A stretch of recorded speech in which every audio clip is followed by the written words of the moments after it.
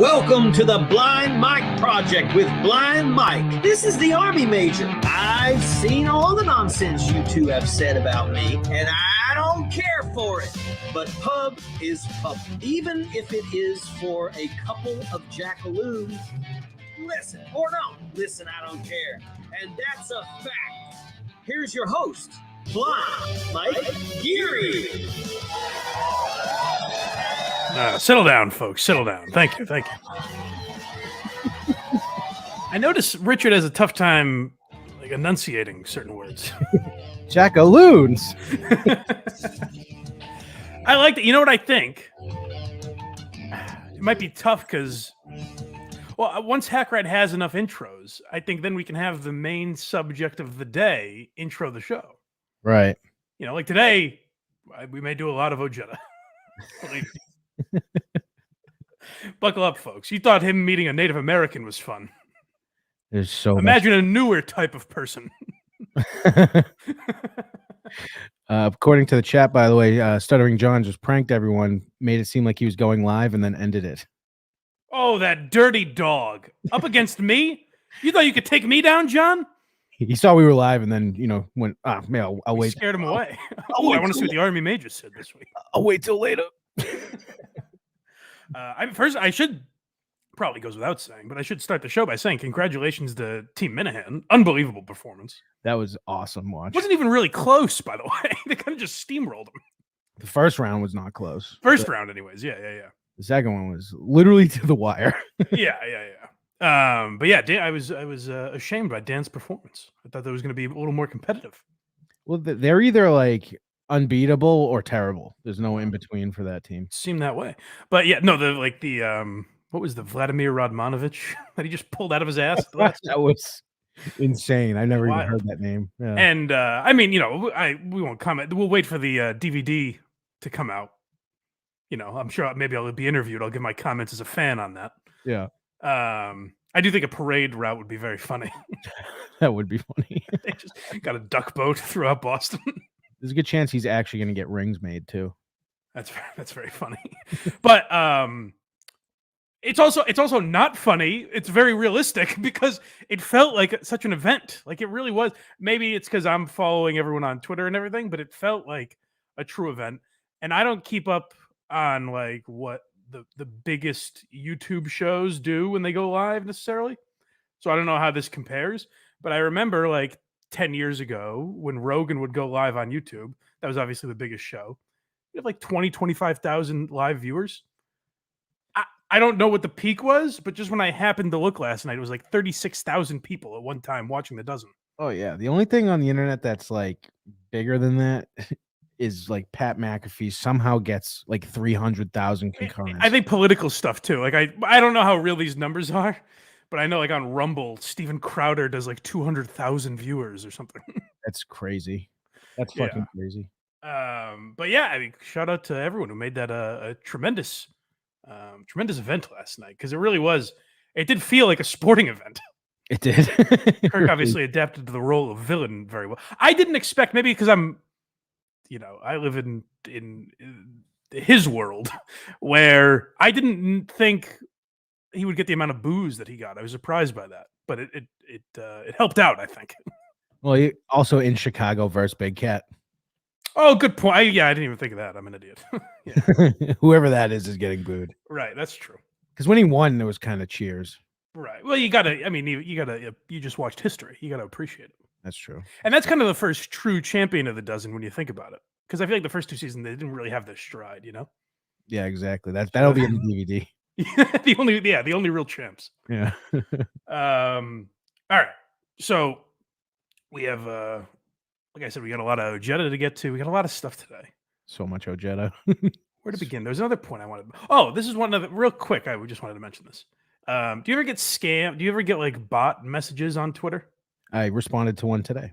That's usually because they're often looking for some sort of card with money on it, like a prepaid thing. So I'll make them. I used to do it on VGS all the time. I would make them send me voice recordings, and then I would say I would do it. Oh, I remember that. Yeah. I knew where you were going, but what I was really praying for is you like. So I send over money, and they get their family taken care of. So I I'm pay. in crippling debt, but they assured me they're going to get it back to me. His mom's got a busted knee, and he just really needs to fix it. Well, so I get them all the time, particularly like I follow crypto, so I get a lot of like, hey, use this password and take my Bitcoin. Ooh, okay, good.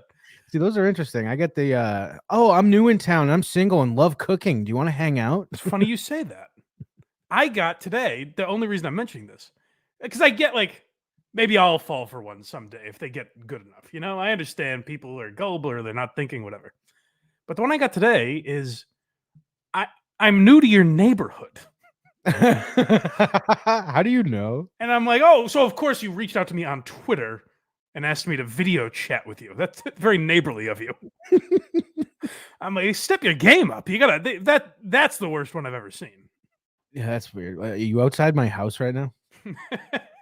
hey, neighbor. I figured I'd contact you on Twitter, and maybe we can give each other a call. Something. Do you have WhatsApp?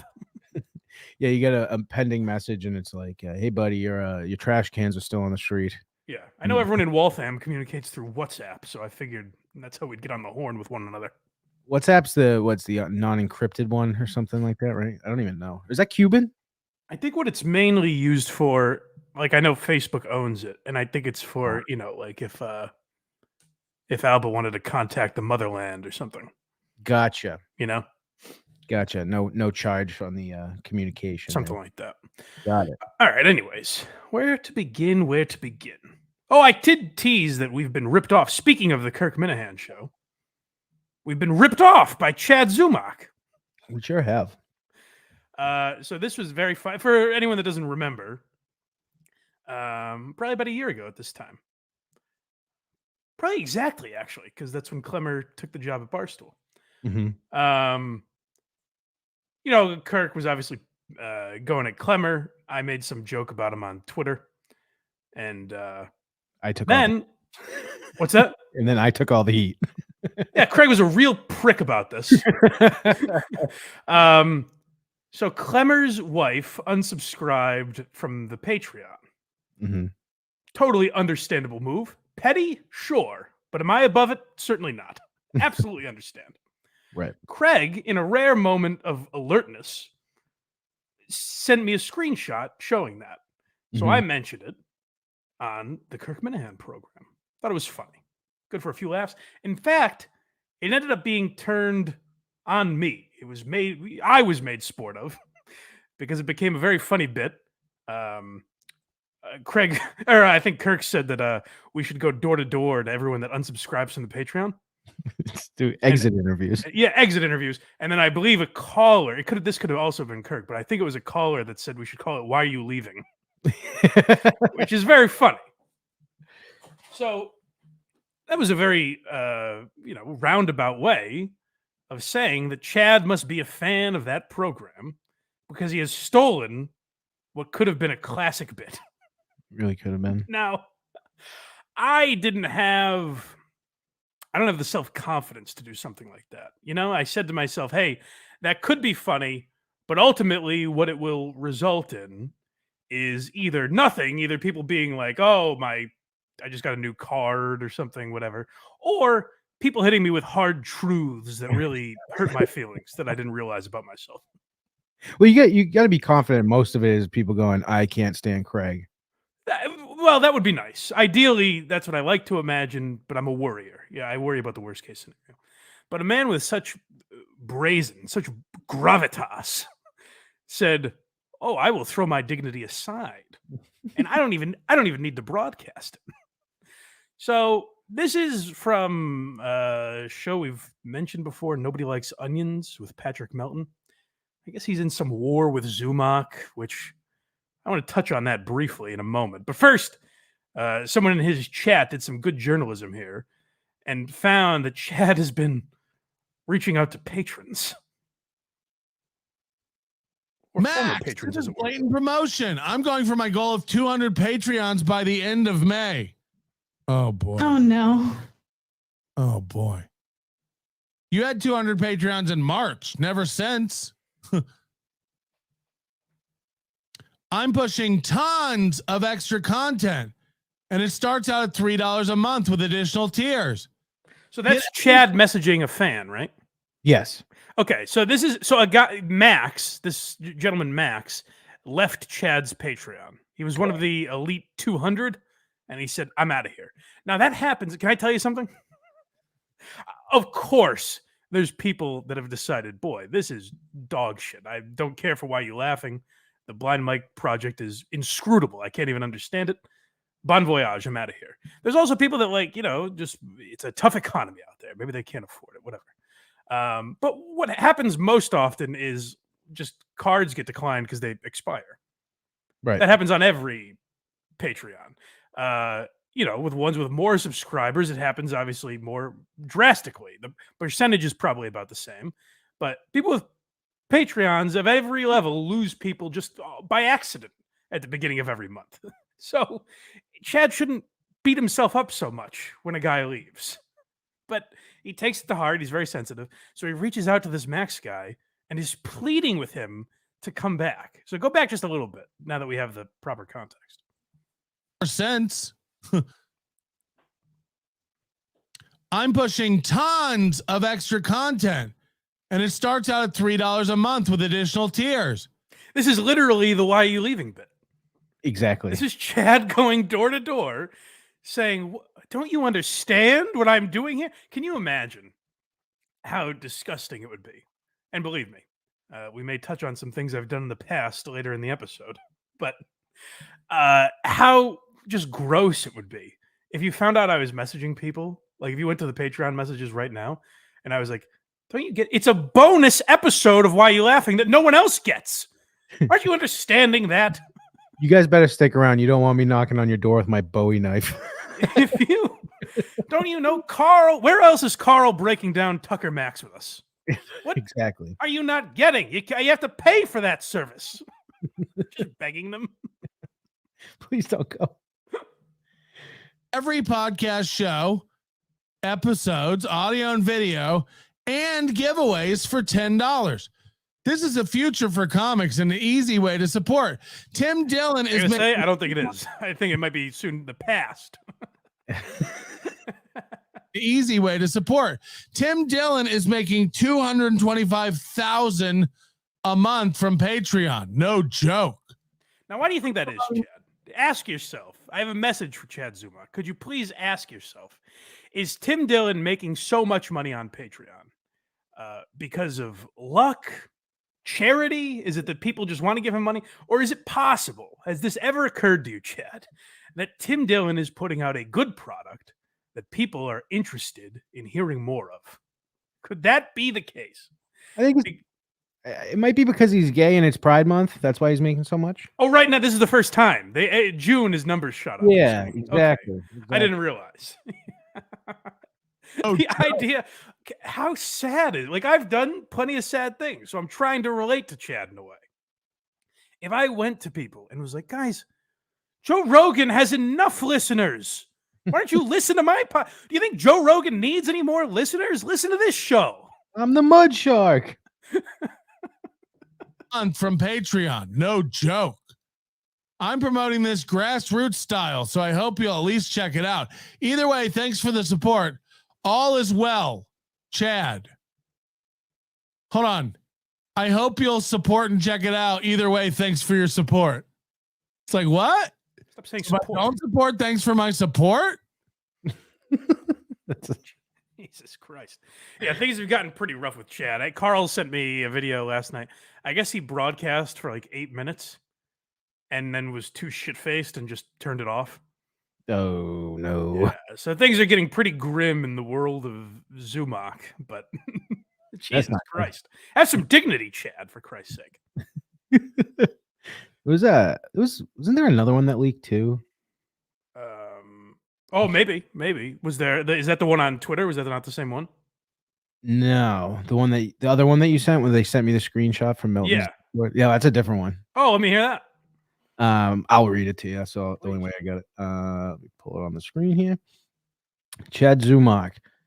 They sent me screenshots from Melton's Discord. It's unfortunate what he's going and how. Oh my God. That's actually what he wrote, so that's not me fucking it up this time. Okay. I'm going to assume he meant doing. It's unfortunate what he's doing and how people are falling in line. With that being said, you seemed very sweet in your messages to me and like you really cared. Oh, no.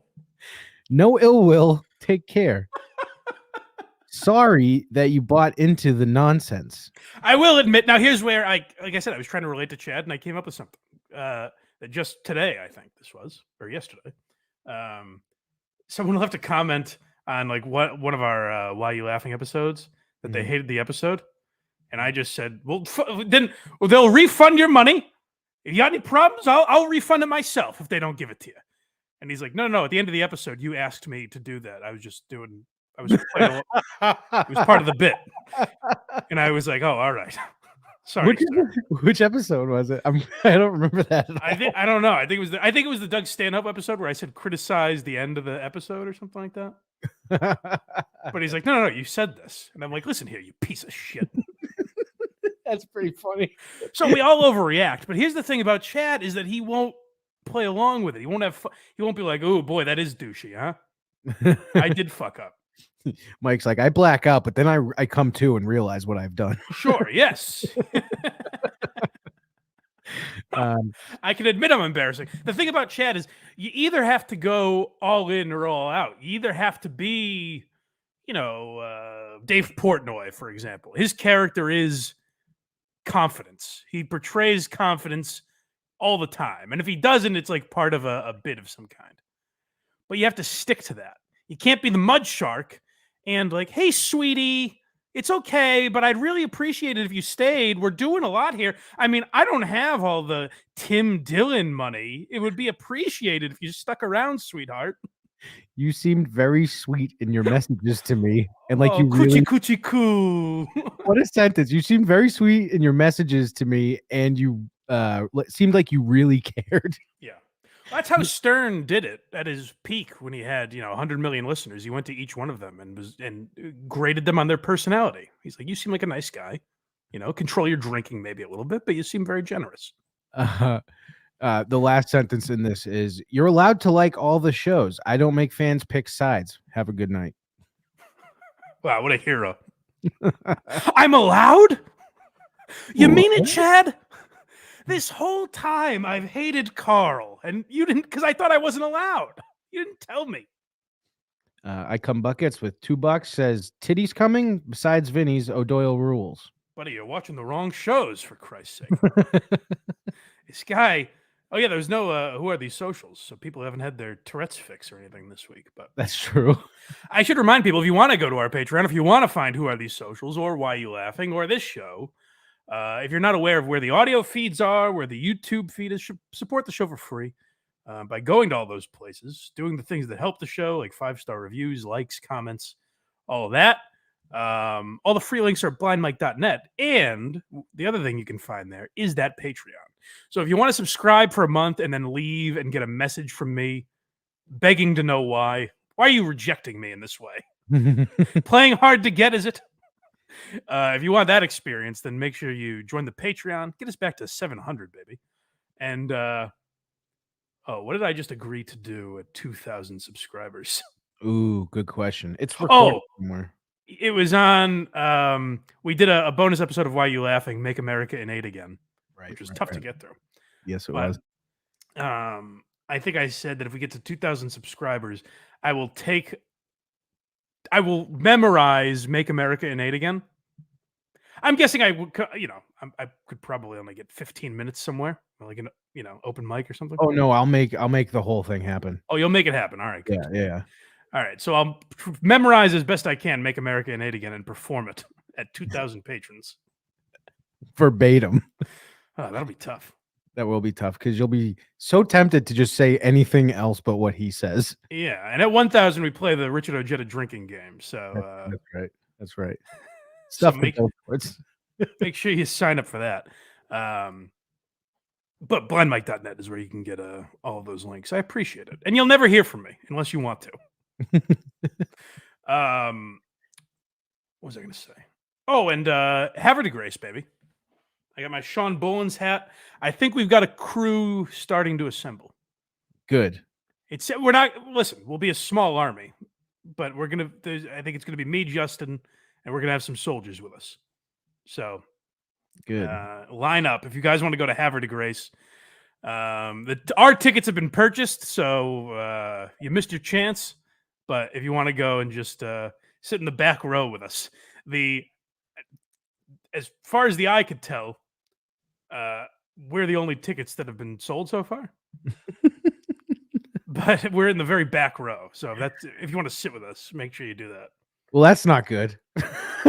No, I'm worried it's going to get canceled. Yeah, that's. I booked a hotel room. Yeah, I would make the not Derry Opera House. Hello, whatever opera house that is. Havre de Grace. Yeah, Havre de Grace Opera House. Refund your hotel if they cancel. Yeah, yes, I will. That'll be fun.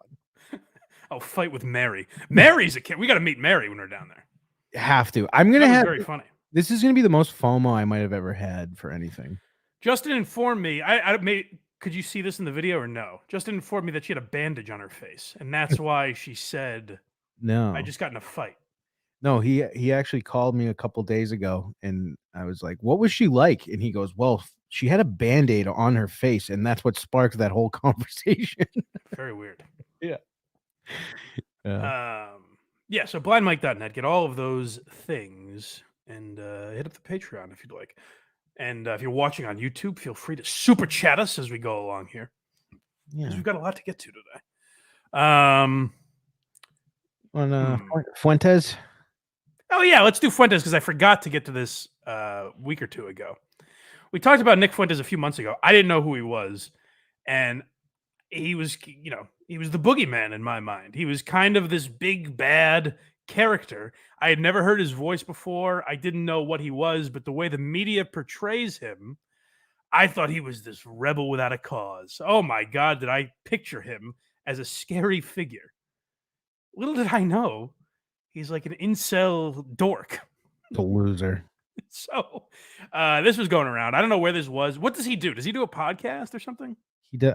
It's probably on Rumble, if I'm guessing. Oh, that would make sense. Yeah. I don't know exactly where it is. He's a fucking loser, though, this guy.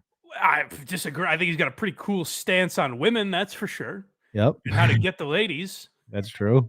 This isn't at all creepy, by the way. Nope. I think it's a really rad stance on women. No, bitch.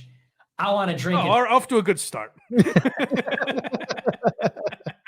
Real quick before I jump back in the video, Box Eating Dad with the super chat says, Google Craig Coney Fun World molestation. I guess we have no choice. What does that mean? I don't know. I told a story about Fun World, and they misconstrued two stories, and this is the chat during my show, and now everyone thinks I molested somebody at Fun World. Wow, you heard it here second, folks. Craig not only molested someone at a theme park, but is admitting to it on public airwaves. I sure didn't. I was about to say something that made it worse. It would make headline: Craig Coney, pedophile. Oh, well, no. Get that out there. Get that trending. Anyways, Nick Fuentes, dork. All right, yeah, I'm sorry. Nick Fuentes off to a very graceful start here in his message to women. No, bitch. I want to drink it straight from the tap. I want it raw. I don't want to wait a moment. Right when the milk is good, I want to start drinking the milk. Now, that would imply... Well, I was going to talk about how ridiculous that is and say, but that would imply like 13, 14. That's pretty much what he says. He, by the way, is a virgin. That's, need that to be known. Yeah, and he's like proud of it, right? He's waiting till marriage or something. Is that what he says? No shot anyone's going near this fucking guy, and he's now using that as an excuse. I'd imagine, although hey, there's someone for everyone. There's someone whose dad stopped talking to them because they're a right-wing lunatic who would want this maniac to fill that void in their lives. Nick Fuentes likes cat boys. That's a huge thing in the chat right now. I have no fucking idea what that means. Cat boys? Yeah, there is apparently a cat boy and Nick shopping trip. It brings a romantic tear to my eye. I'll have to investigate that now, apparently. Let's tune in next week when we find that thing. Yeah, all right. Send me the links. I'll look right through them. It goes with women. I don't want to turn 30 and find some 20-year-old, 29-year-old woman that I have something in common with, and it's like... Oh, that'd be gross. God forbid. Ew, 29, disgusting. It's actually you know what? I kind of sympathize now. He's describing my exact situation. I'm a year older than this old bag of bones in there. She's past her prime now, you know? She's over 30. It's disgusting. Yeah. Hey, properly aged like wine. Women don't age like wine, they age like milk. They don't age like wine. That's not how their hormones work. That's not how they work. Yeah, I gotta find my 16-year-old wife. Jesus Christ. See, this is the kid who went to Timcast with Giannis, whatever the fuck his name is. I forget already. Oh, Milo Yiannopoulos. Yeah, Giannis Antetokounmpo. Giannis Papas. and Kanye West. He was the other loser there. Yeah, he's one of the puppeteers in the Kanye movement. And this is what I said about the kid last time we talked about him. Is like, yeah, he thinks he's like an edgelord. He thinks he's shocking, and he is going to regret in 10 years. He is going to regret this shit so much, or be so far off the reservation that he's not a human being anymore. It's going to end badly for this guy. Either he's going to live with crippling regret, or he's going to be such a fucking maniac monster in a few years that he won't be a person. What's cozy.tv? Because he has a mug that says that on it. Oh, that's it's like The Blaze, or it's one of these right-wing things, I think. So that's where this is. Okay. Now, here's the flaw in Nick Fuentes' logic, though. Unless there are some major developments in science over the next few years, that 16-year-old is going to become an elderly 20-year-old at some point. Ugh. That's the issue. She's going to be some disgusting girl that can get into bars one day. You should go for the school of Leo.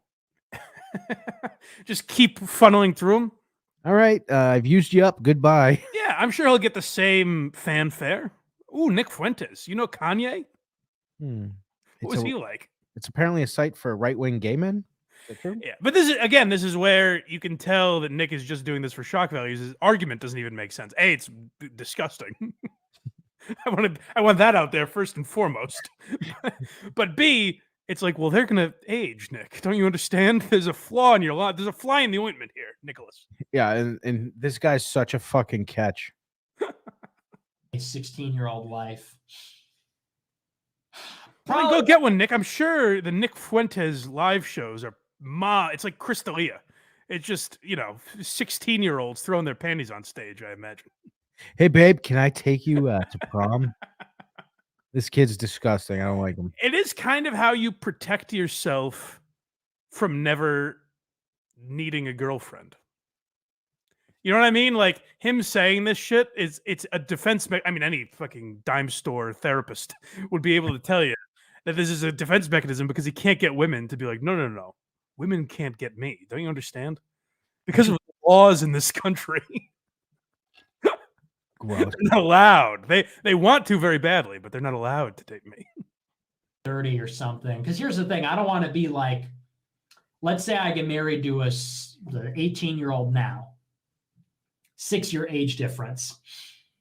When I turn 40, she's going to be 34. Yeah. Ew. What if I'm 30? Ew. You know what? He's starting to convince me. Now he's making some sense. Yeah. Well, maybe start later on then.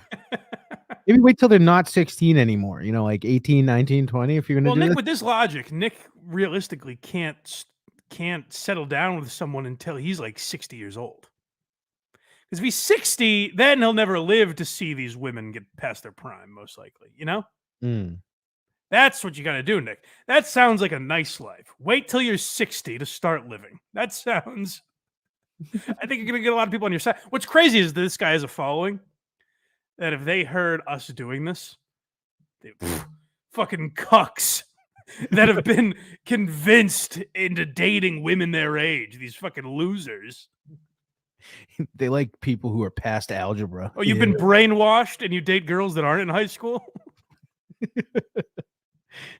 What's that half? Is it Half Baked? What's that movie with Matthew McConaughey? It's not Half Baked. Certainly not Half Baked. Yeah, I know it's not Half Baked. Yeah, the other one when you the famous I stay the same age, they stay the same age. And Dazed and Confused. Yeah, Dazed and Confused. Half Baked, Dazed and Confused, same shit. That's probably like his favorite movie. Yeah, I remember Bob Saget's line in Dazed and Confused. Same idea.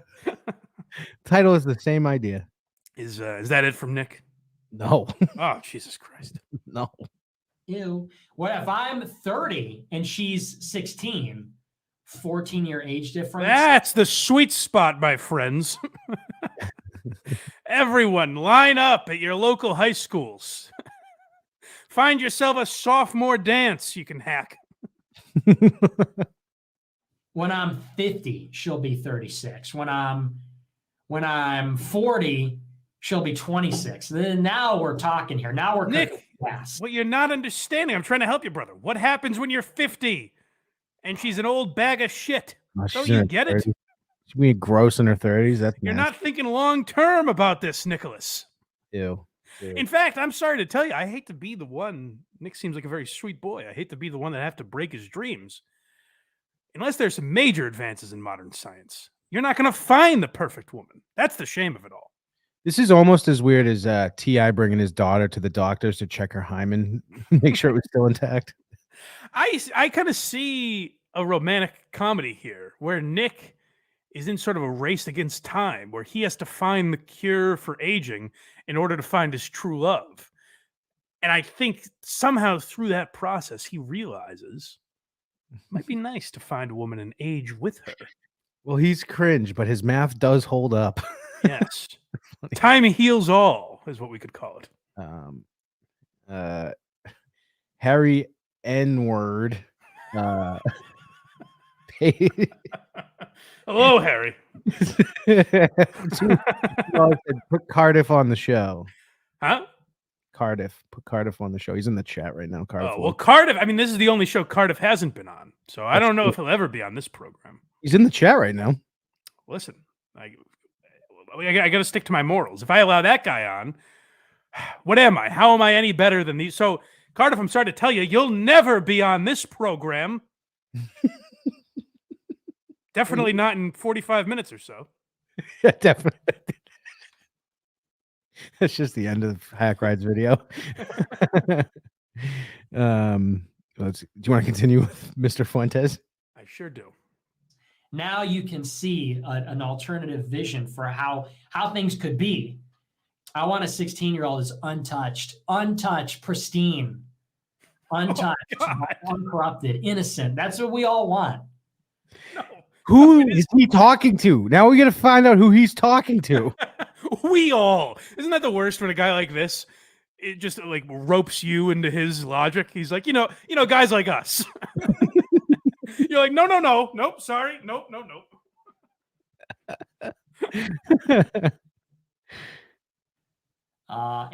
all 16-year-olds want an older guy who's like capable and strong. No, they don't, Nick. Capable and strong. This kid is built like a fucking popsicle stick. Imagine having that sort of mind, like that arrogance, that you think not only are 16-year-old girls watching this show, but they're hearing him like, well, I mean, Christian values suggest that women should belong in the kitchen. And they're like, oh my God, what is this feeling I'm having? Ew. Am I entering puberty? What's going on right now? It's like, I like the idea of you when girls were like my age, were about 16. They had like NSYNC posters on the wall and shit. Probably way younger than that. It's Nick Fuentes, Gavin McGinnis. It's just right-wing trolls on their lockers. And Anthony Cumia is there, Mel Gibson. I like a girl getting to the age, like when she hits 16, she tears down the Harry Styles poster. What's up, Nick? It's like time for adult stuff now. I'm going to carve our initials in a tree. Gabby and Nick forever. 16-year-olds want an older guy who's like capable and strong and everything to Does Nick see himself that way? He must. Oh. I don't know enough about him. Does he do like woodworking or something? Is there carpentry? He literally looks like a blow pop. He's got a giant head and a skinny body like Al Sharpton. Well, young lady, as you can tell by my voice, I'm a real man's man. I'm pretty macho. I hope no one harasses you this evening, or we're gonna have to come to fisticuffs, me and that gentleman. Put up your dukes, Buster. Ugh. I'm a man's man. That's what everybody. I'm sorry for my attitude, young lady. I'm all testosterone, as you can tell. Stay away from the schools. Oh. Trans. I'm all pent up and need to unleash my seed because I'm such a guy's guy. Really, one of the fellows, as you could probably tell. He probably still says why I oughta. Listen here, Buster, 23 skidoo. I don't know why we've made him into a 1800s. Because that's what he sounds like. He sounds more like, I'm probably not doing the voice justice, but he sounds to me like the scientist in The Simpsons. Yes, he does. Yeah. Hank Azaria does the voice. He's got 10 seconds left here. All right. Who's like capable and strong. A really handsome, chiseled jawline. I mean, really rugged voice. I mean, ruggedness is pouring out of this man. Clearly, I'm describing myself when I think of chiseled abs. I mean, an athlete, a man that is both brawn and brain, like me, Nick Fuentes. Hey, Nick, what do you think about Hitler? I mean, I think he made some excellent points, and the trains always arrived on time. I think he was very macho as well. It's perfect. Let's list the most masculine men in history. Joseph Stalin, Kim Jong-un, Saddam Hussein. Now these were men that women desire. He doesn't like Fidel Castro because he's Cuban. I like that. Like Fuentes looks at like dictators and the amount of women they probably had, and thinks of them as ladies' men. Not like these ladies were captured. Like, wow, he must be pretty suave. Fucking Saddam Hussein is Zach Morris stopping time.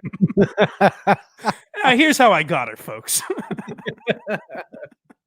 I'm surprised he hasn't moved to a country in the Middle East. Their rules with women are just bad. Well, here's the thing, though. Then he's not a shock jock anymore. He's not an edgelord. He doesn't think he is, though. Yes, you're making some good points, Nicholas. I think you're going a little mild on these ladies. He doesn't think he is, though. That's the thing. See, I don't know. I think he does. I think he's being, I'm a very naughty boy, ladies. I hope that doesn't turn you on too much. Yeah, when the first question on a date is how many periods have you had? You know, the first thing. Oh, none yet, you say? Check. Perfect. Do you prefer recess or nap time?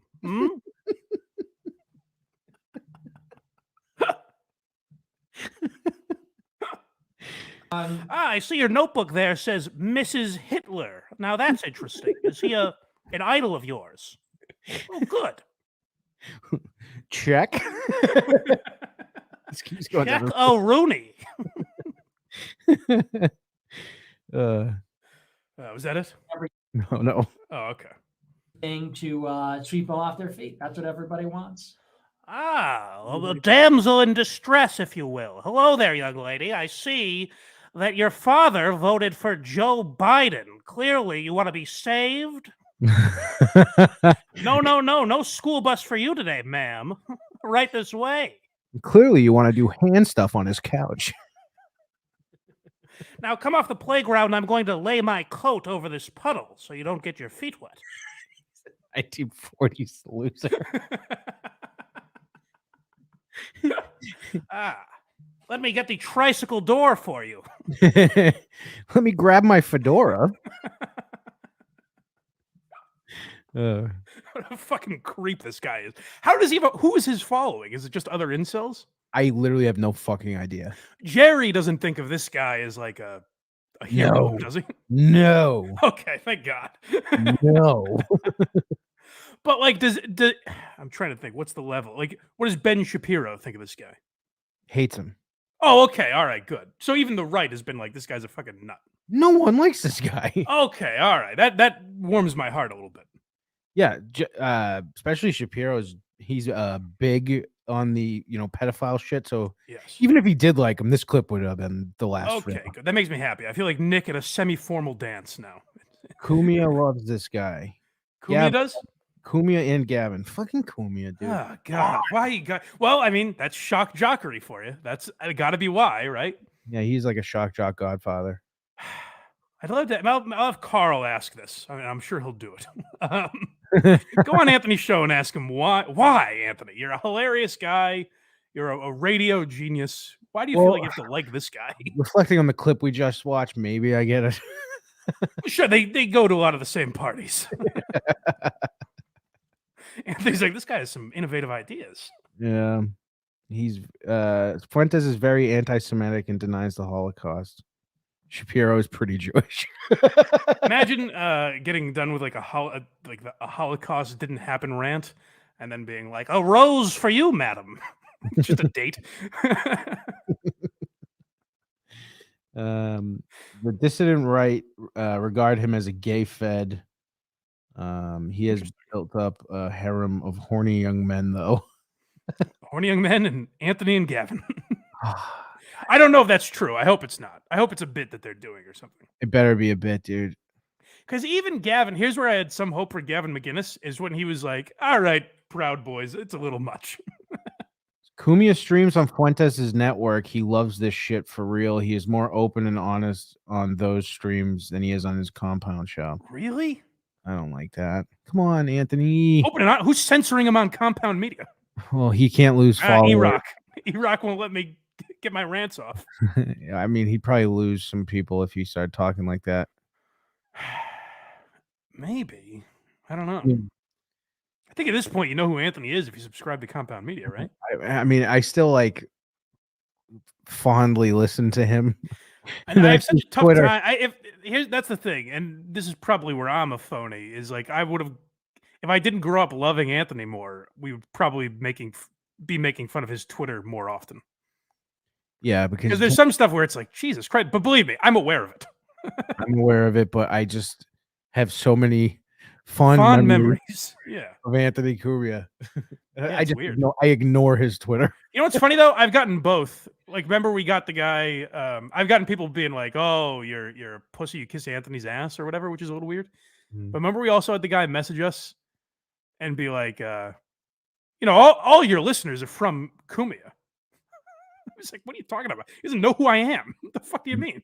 Not even a little. I think he said your name once on a super chat on some show, maybe.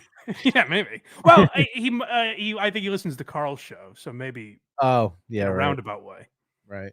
Which I'll be on, by the way, WATP tomorrow. What are you covering? Trash Tuesday and Kalila. Ooh, oh, that's right. So yeah, you'll be excited. Kumia is king. Yes, he is. Well, sure, yeah. That's the thing about Anthony is like you'll see his Twitter and you'll be like, oh, this guy's going off the deep end, and then you'll listen to his show or like I see clips. I'm like, oh, he's the same guy. Just get off fucking Twitter. Have you seen the clip of Kumia drunkenly calling Fuentes the N-word repeatedly because he can't get his website to work? No, but I'll tell you what, I'd rather live in the world where I just hear it described to me. Yeah, that's way funnier it than sounds the video. very funny. That sentence is probably way funnier than the video is. Well, yeah, I don't know. Nick is he's quite a charmer. I love the image of girls writing in glitter. Mrs. Fuentes. He's a dreamboat. Oh, honey, are you watching that right-wing madman again? Mom, shut up. Let me eat my applesauce in peace, Mom. Oh, Mom, you're so embarrassing. You don't get my right-wing propaganda. I wish kids were like that. That'd be so funny. Oh, Mom, you never understand that the MAGA movement is going to take over. Don't you get it? Trump is cleaning up the pedophiles, Mom. Stop.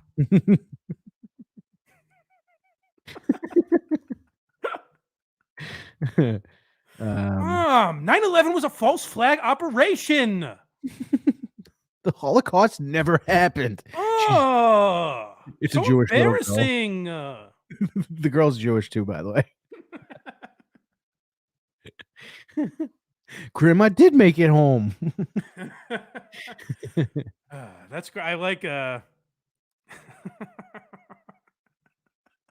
like to be a fly on the wall of the household where the big feud is that the mom can't stop getting the daughter to stop watching Nick Fuentes. Oh, he's so dreamy. What, you've never been in love, Mom? Like treats him like Justin Timberlake. Look at the way he moves. She's watching, just goes.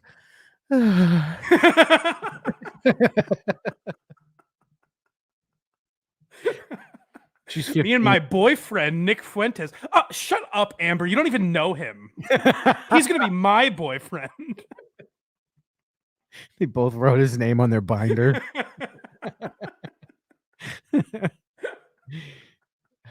Ladies, there's enough of me to go around. Let me see your dick. No! Shut up! My penis is regular. Shut up! Oh, that'd be great. I wonder if Nick Fuentes just has like a weird dick or something. That's why he's like this. Well, everything I've seen from him makes me assume that he just cannot close at all. Right, but neither can I, and I wasn't driven to this. You know? Yeah, but you are conversationally hilarious. He is Wow. He is so painful to listen to.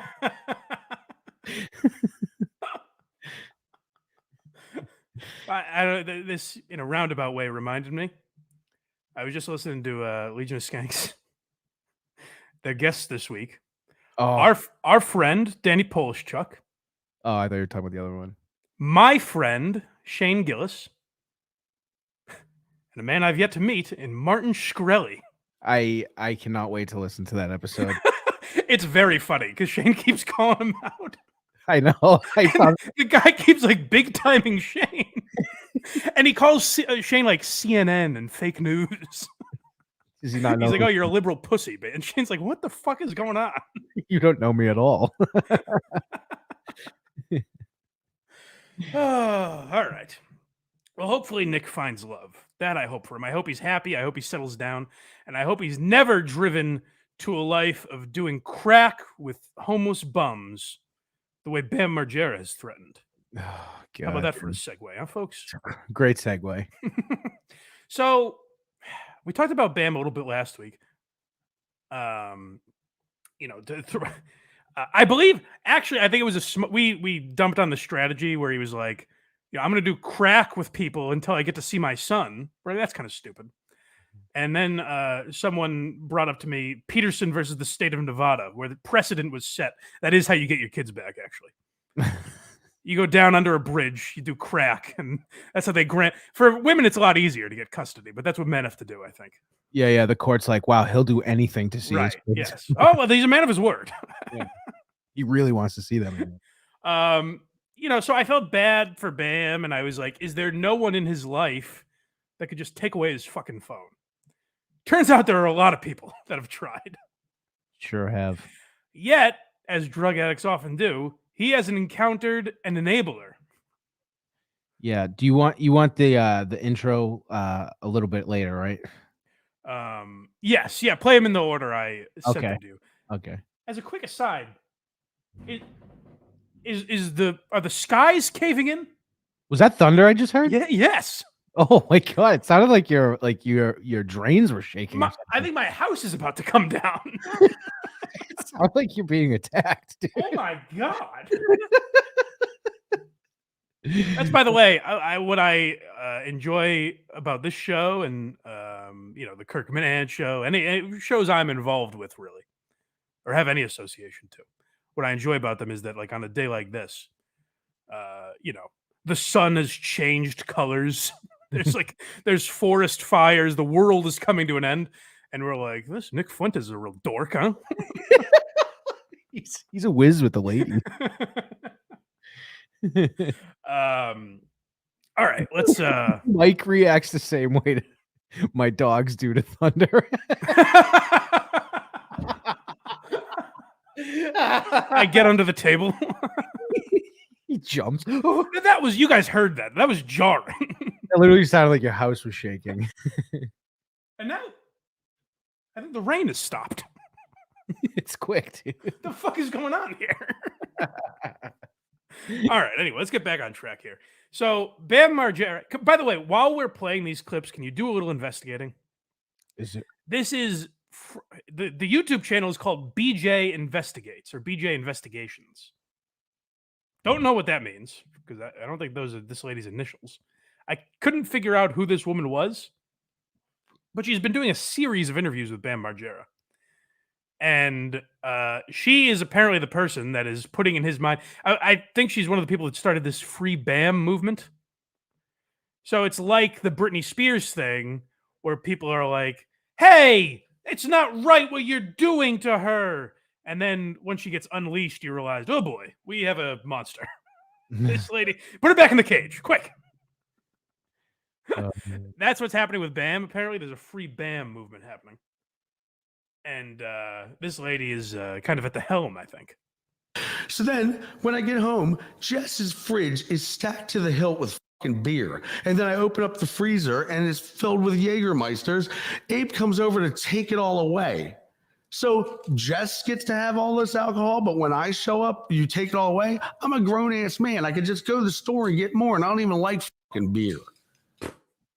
It's very interesting how the standards are applied. But who is my mom? Oh, is it interesting, you dumb cunt? Is it interesting that a man who has his behaviors under control is allowed to have beer and Jaeger, and an addict isn't? Is that how you define that as interesting? You fucking dumb twat. Oh, do I hate this lady because she has a drug addict in front of her, and she is using him to sell her music, apparently, which we'll get to, and just to have like a famous person on her podcast and be friends with him. This is the worst type of person. I don't know who the fuck this lady is, but if Bam Margera dies, she has his blood on her hands. Like she is helping him dig himself into a fucking grave. The standards are applied. But who is my mom to come over my house and take my shit? I have no idea. I love that, by the way. First of all, I mean, classic drug addict. But to be a man in your, what's Bam, in his 50s probably now? 40s, 50s? 40s, I think, yeah. Mommy won't let me have a drink. Why won't mommy let me do this? It's like, Bam, because you're at the point in your life where you're blaming your mother for not being able to have a drink. That's what the position you've put yourself in. And I end up like, listen, the guy's fucked up. He's an addict. He's had a tough life and everything. I get it. I'm not even blaming him. The person I'm blaming is this dumb beaver who's sitting there nodding. Yes, interesting point you make, Bam. Very good. Listen to her. I went back to the end of this video. Just listen to her response to that. And take my shit. I have no answer to that. How about that he is a drug addict who is burning out right now? He is spiraling. He's hitting rock bottom. And you're like, geez, Bam, I can't imagine why they would do that to you. It's weird, actually. Well, if you weren't mad at her yet, this clip sure will do it for you. All right. If it was me, I would feel very like hunted down or stalked or something. Not stalked like a legal allegation, but just like so hunted down. Really, would you? Yes, he's being hunted down because he has broken laws. And he's ran from the cops. Yes, it's quite literally. Yeah, no, you know what? You were describing it correctly. It is a literal manhunt for this man because he has disappeared. And the only sanctuary he has is this twat who's like, hey, I'm on SoundCloud. I could use a bump. Get Bam Margera in there. I feel so hunted down and paranoid, but oh, geez, it's so weird. Yeah, it's like why do these people want to help you so much? Weird. The thing is, though, I think these two are friends. Oh, they are. Bam Margera and this woman. Yeah. You know why, Craig? Because Bam Margera is a drug addict, And this is a woman who will not judge him for that. Right. And will say, yeah, sure. I mean, we'll get to some of the other things that Steve-O thinks they're doing together, but They're really after me. For what? Why are they doing it still? I mean, Bam, it's not like you said that you were going to smoke crack until you get your son. It's not like you've committed multiple crimes and accused your family of things. Why would they be looking for you? I can't figure. It's like you're on TMZ every week, spiraling. Why would they be looking for you? Didn't you sock your brother in the face, threaten to kill everyone, then run into the woods? Oh, you think that's why they're looking for him? What are you, fucking nuts? They want to, I don't know what they want to do, but they want to like lock me up and throw away the key. And my mom keeps saying, Yes, quite literally. Yes. They want to put you in jail or rehab, ideally. Ideally. Well, he's gone there. They need to put him in like a 2-year rehab. Yeah. Well, here's the thing. I'm so interested in this for a couple of reasons. A, because of this dumb coos. Like, I don't know why they're being so mean to you, Bam. I don't get it. But also because I learned in the Jackass episode of Why You Laughing, I learned like that Bam is kind of a genius. Yes. Like what he did both for skateboarding and for the Jackass crew. Now we'll hear him later say that they like don't give him credit or they ripped him off or something. I don't agree with that. But he's incredibly innovative. So it's sad to see this kind of spiral, you know? Bam, we just love you to death. I'm like, yeah, because you're killing me. Why don't you love me to fucking life? That's another thing. I've had, buddies go down the path that Bam is going. Well, they think they're so like philosophical. Oh, it's terrible. Oh, you love me to death, do you? Why don't you love me to life? Walk away. Gross. Oh, you got me. Well, okay, Bam, you know what I mean? It's a turn of phrase. Play ball with me here, will you? We have the commonality of language. Let's use it. That's so disgusting. Why don't you love me to fucking life, man? As if like the recipient would be like, "Jeez, I never thought of it that way." Oh, I didn't realize I was actually killing you. I didn't think of the phrase "love you to death" means I'm smothering you. I've got a pillow over your face and suffocating you. He says that, and his mom's like, "Oh my god, I'm sorry. I didn't realize." By the way, also hilarious. I didn't watch Viva La Bam. Oh, I love that show. My familiarity with it is he's like, I put a fucking live barracuda in my dad's tub and I'm going to watch him get in it. And now he's like, why are they being mean to me? Because he made them all millionaires. You feel like you can. Why are they being so mean? Watch this. I'm going to smash Phil's car with a hammer. I'm going to make him watch it. You know, it's so funny. That's an exact impression of that show. There's one episode when Bam wakes up and Knoxville is cutting the roof of his Hummer off and he's furious. I like that Bam's like realization moment is he's like, I got April in a snake pit and I'm not going to let her out till she says she loves me. I'm losing the impression. But but his like turnabout is fair play moment is he's like, fucking we set up a boxing glove, I'm gonna punch I can't do it anymore. You understand.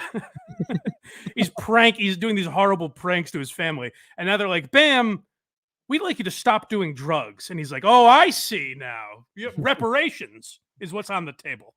I think one of the first scenes in one of the Jackass movies is him having like commercial-sized fireworks going off in his dad's car and bedroom. Well, yeah, listen, I'm the prankster here, pal. You don't get to send me to rehab just because I fucking, put spray paint in the showers instead of water. I think one of the episodes of Evil Bam, he put a stencil cheeseburger on every item of clothing his dad owned. But, hey, stop doing drugs. That's the line. I put rat shit in my dad's pasta today. We're gonna watch him eat it. Okay, Bam, put down the crack pipe. He's like, no. This is my show, Buster. This is him talking about doing meth, I think. And then we have Jess, who's a fucking Tweety bird. Can we talk about Jess Margera's tweets? I don't know. Oh my God, I'd really love to shit on your brother who's trying to save your life. This chick sucks. She is the worst. Do we know her name? Someone find her name for me. Can we do that? Yeah, we you know who already found it. BJ Corville. Oh, her name is BJ. Yep. And Okay. according to our guy here, Box Eating Dad, she basically killed a chick in the past. He's gonna get back to me in a second, but there's I a have no GoFundMe. idea that's true. I don't want to say that because No, I have no clue if it's true. There's a GoFundMe. I don't know the exact details, but there's a GoFundMe. I don't know any of the details. I'm sure she didn't. I love this show. I don't want her investigating me. Yep. That's all we're being told that by someone. Read Twitter. Sorry, let's play it. I don't read Twitter, but people tell me all about it, that he's like on a rant tear. He said a rant tear. He's also, I do have to say, I'm kind of with Bam because I looked at Jess Margera's Twitter and he keeps tweeting like, fuck, wish my fucking brother will do this for me when I have a problem. And it's like, all right, dude, relax. he asked me. Yeah, get back to the band. Yeah, help, be a little selfless or don't help the guy. Publicly on my page on Instagram, are you the one who gave meth to Bam? He asked me if I gave you. What an absurd assumption. Bam, who's clearly still on drugs, has been with one person publicly. The nerve of Jess Margera to think that person has given him drugs. Nope, not even that. Just asking the question. The nerve, Jess. How dare you assume such a thing? That Bam Margera has hitched his wagon to one lady who we don't know anything about and pose the question, did she give him drugs? I mean, Jess, where the fuck do you get off? Where do you get off, buddy? Yeah, you were upset that I even had a cup of wine in this house. But if we're gonna get mad, so she's letting him drink. That's good. I mean, can you imagine being so high and mighty? Like if we had some famous drug addict on, and we're like scolding them, really giving it to him. Like, hey, turn your life around, buddy. Artie Lang's on here. Artie, come on, get your shit together, man. Where you been? By the way, a few Bud Lights. Here you go. Well, you can't be withdrawing on the show. No, sure. She's thinking of his health, I'm sure. Right. So they're drinking wine together, which is, perfectly innocent, but the man is an addict. So Jess Margera sees that and says, I gotta say, I'm gonna be a little bold here and suggest that maybe this lady doesn't have Bam's best interest in heart. Just by talking. It's possible. It's possible that the police are looking for this man and his family's trying to put him in rehab. And you're like, oh, why are these assholes tweeting about you, Bam? And bringing me up. How selfish is that, by the way? To be like, his family is like ranting about Bam. And she's like, but it's also kind of about me when you think about it. Obviously. Magnesium Linoleum sent a super sticker. Thanks, fella. Thank you, buddy. Steve-O, he did the same thing. He called me a loony lady and implied that we were doing meth together. Steve-O, Steve-O, if there's one thing he doesn't know, it's crazy. Yeah, or drug signs. Steve-O certainly doesn't know how to pinpoint an addict or an attention whore. There's no way Steve-O could sniff that out with his expertise or lack thereof. He could teach a Harvard class on that shit. If Steve-O, lady, BJ, let me level with you here, put it in terms you can understand. If Steve-O is looking at you and saying, boy, that lady's got some fucking problems, turn the mirror on yourself, perhaps. Yeah. People saw it. Millions of people saw that video of Steve-O accusing me of doing meth with you. It's crazy because it's insane. But you know what, Bam? It's more than crazy. It's fucking wackadoo that they thought someone would do drugs with you. You're such an upstanding guy. Also Bam. Drugs, Bam? I don't believe it. Bam was recently on Steve-O's show also. Yeah. So maybe he got some inside info. That's a fair point. Yeah. That Bam possibly could have forgot he said. No. Said, like, there was a People magazine article saying that Jess said that I'm on meth. I'm like, Jess, you talked to People magazine about me being on meth, and I swear to God and on Phoenix Life, I'm not. I went to urgent care with my lawyer, got a piss test, and the results are negative. So you're getting evicted. Bye. Oh, Lady, what an obnoxious woman. What a terrible human being this lady is. Bye. You want to get help for your brother? Bye. ugh. You're talking to People Magazine as a cry for help. Bye. Ugh. I'm just getting mad at this lady now. She is the fucking worst. And if you guys don't hate her yet, you're gonna see why you do in a minute. But we'll get there. Yeah. This clip is called Missy. So Missy Margera is his ex-wife, right? I believe so. I don't know the relationship. I tried figuring it out. It didn't work. I don't know if Missy Margera is Phoenix's mother. There's too many people involved for me to understand all of this. Maybe any of you Bam addicts and Bam fans, rather addicts, Bam fans in the chat can bring me up to speed on this. But Missy is his ex-wife, and she is showing concern for him, which is baffling to the both of these two nitwits. It's his first wife, so from a while ago. Yeah. Why do you think Missy Margera is so invested in Isabel's? I don't know, but well-being or for her whatever? to Why? Gee, great interview question, by the way. Why is your ex-wife so concerned about children in your life? What? Wrap my mind around it. Yeah, when it's your weekend and she sees what's going on in the news and she's a little nervous to drop the kids off. From context, I deduced that I think maybe Isabel is his stepdaughter or something. I'm not really sure. Possibly. But it was a young girl that that he and his current wife or girlfriend were out with. And Missy Margera was concerned, possibly, I don't know Missy Margera, I don't know much about her. She may have access to TMZ, and she may see her ex-husband saying, I'm going to go do fucking crack if I don't see my boy. And saying, well, that's unusual behavior.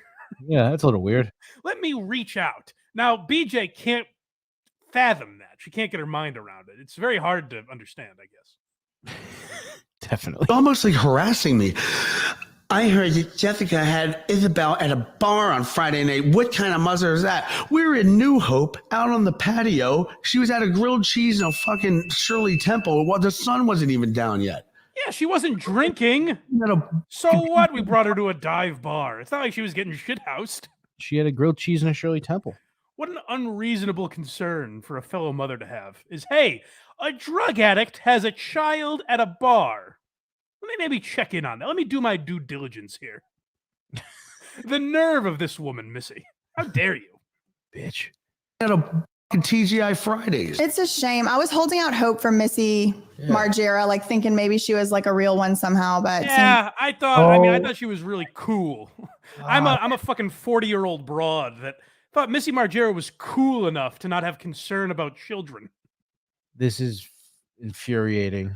I thought she was a real one that would allow drug addicts to take kids out to drinking facilities. Well, she used to be my high school sweet. I don't know what it is with her, but she's like harassing me nonstop. She FaceTimed me back to back 8 times today until I answered.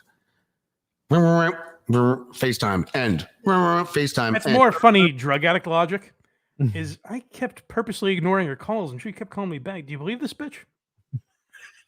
I was noticeably hitting ignore, and so she knew I had my phone in my hand and had the nerve to call me again. This woman who loved me before I was even famous, remotely famous. Now, that's classic drug addict behavior, to lash out at people that love you and are concerned about you. I don't blame Bam for that, because that's a psychological thing that a lot of people in that position go through.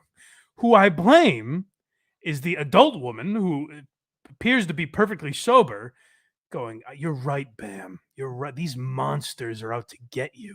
As she's sticking a knife between his 3rd and 4th rib.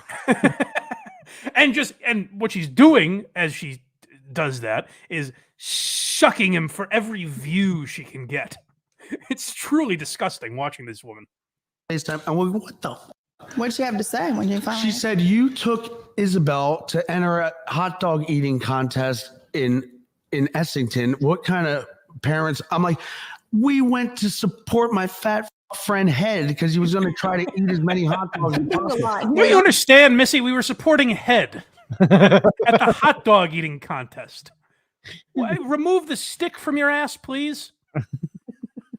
hot dogs. He as can eat a possible. lot. He ate our whole charcuterie We're board. going to cheer him on. She was a crowd fan cheer. She wasn't in the contest. I always wish, I dream, like when I think about wishing I was closer to my dad. I say, why wasn't he like all the other dads, taking me to his boys' hot dog eating competition? Why didn't he get Head and Skidmark and all the other fellas together? It's time, Mike. Okay, so this I saved for you guys because I didn't want you to prejudge her. I was worried about you, but if you watch the entire interview, you would have seen this before everything we just played you. So now that you know who BJ is, let's get a little more insight into her.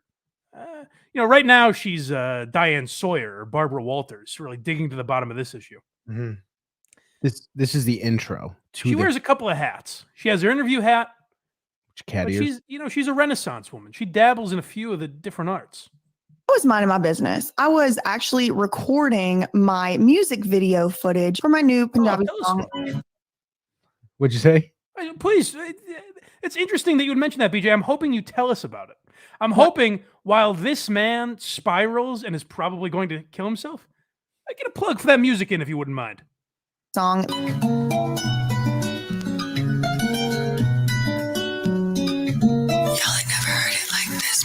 It is available on SoundCloud, and the music video is now available.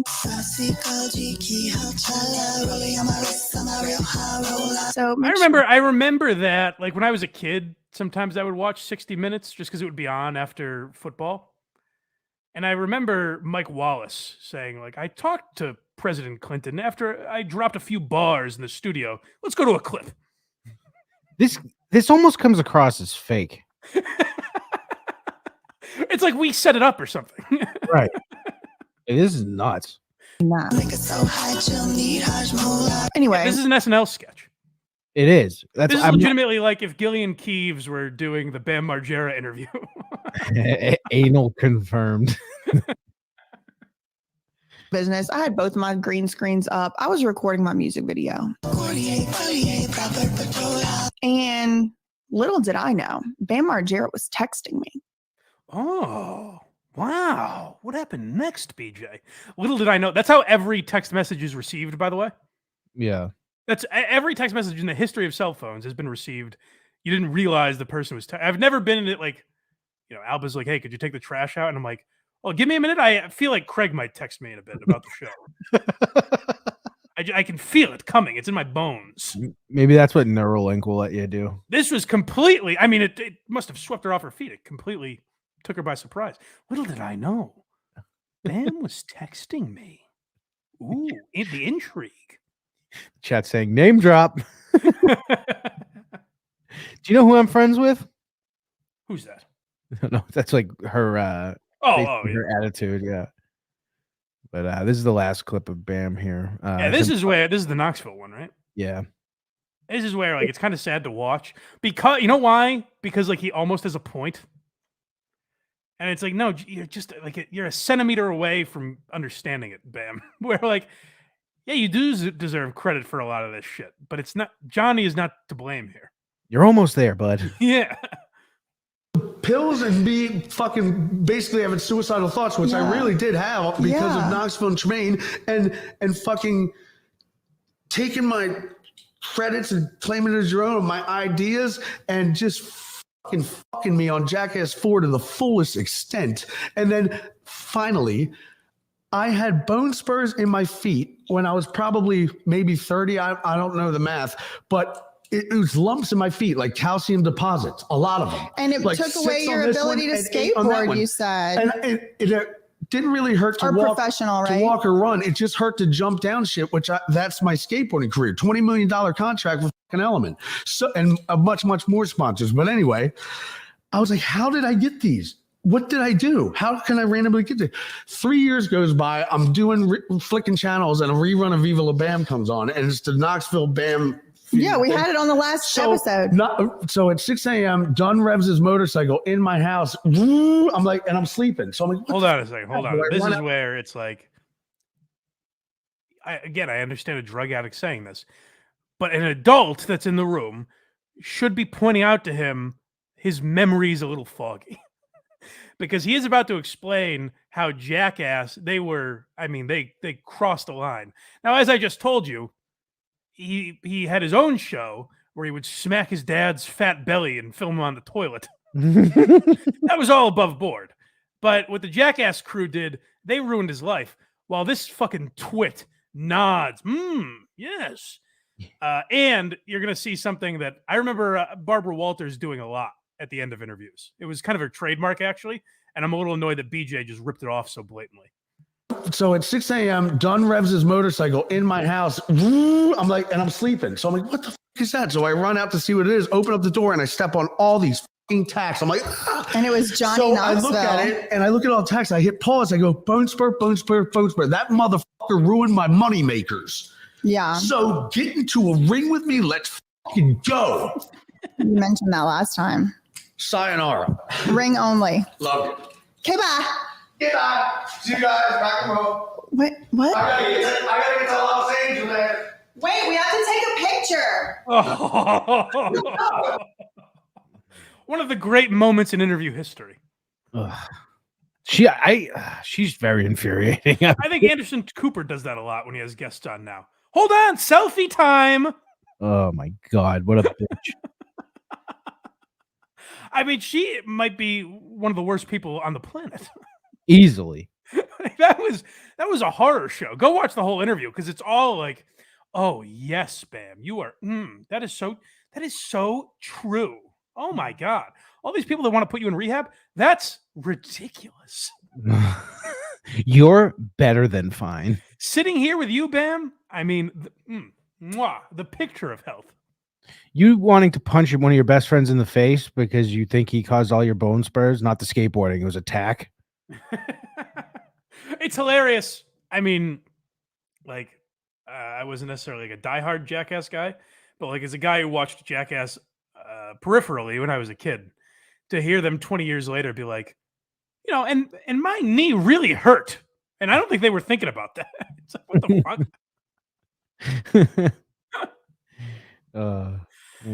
So good luck, Bam. Get away from this lady. She is bad news. I hope Bam finds the help that he needs, and I hope I hope more people open their eyes to what this woman is doing. BJ investigates or something like that. The worst lady to ever exist. Yeah. Well, what time are we at here? I want to talk about that Mean Girls clip. I feel like we got to get to Ojeda, though, for Christ's sake. We get to Ojeda. We have. Oh my God, we've done an hour and a half. Yeah, we got. Yeah, let's get to Ojeda first and see where we are for time after that. Yeah, because we still got. Yes, we have the game as well. Yeah, if you can call it that. If you can call it that, yeah. All right. All right. So. Medication and a handmade scar. Coal mining vet. But let's make a star. He's just a shit talking curb stomping Trump hating redneck main dick.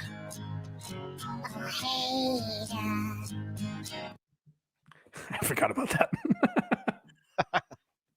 I almost forgot about that. All right. Where are we starting? Because like I said, I teased Richard had a special guest on his podcast about a month ago. I listened to an episode from this week where he says, as you all know, I had this guest on. And I was like, oh boy, after the Native American thing, I better check this out. So I went back in time to do that. But first, we had one or two of his shows from the past week. You want to start with soft racism? Yeah, well, this is a little more of Richard with his like the pandering that he did to that Native American guy. Yeah, I feel like this is kind of in the same category. If white people have to be the ones to pick our strawberries, grapes, and oranges, get ready to pay $20 for a bag of oranges. That's what's going to happen. Once again, I mean, white people wouldn't reduce themselves to such menial work. I'm afraid. You know, you need the Hispanics. They're the only suckers that'll do those jobs. This is a dangerous one to touch. I feel like I mean, we can't be burdened. His hair is wild. It gets weirder every week. always start this caravan that's coming to this country, and they scare the poorly educated and tell them that those people are coming to take their jobs. And I've said this a million times. If somebody from Guatemala who doesn't speak English can walk all the way to your hometown and take your job out from under you, then you have made shitty decisions in life. It's not your fault. I mean, folks, if it's between you and some Guatemalan for your job and you don't get it, you're a fucking idiot. Fact is that you obviously don't have a decent job, and you're not good enough at your job to be able to maintain. You don't have a decent job. You know who should have the non-decent jobs? Like Richard, in Richard's mind, he is saying something so progressive. He is being a champion of, frankly, the oppressed. He's taking the oppressed, and he's a voice for the voiceless right now.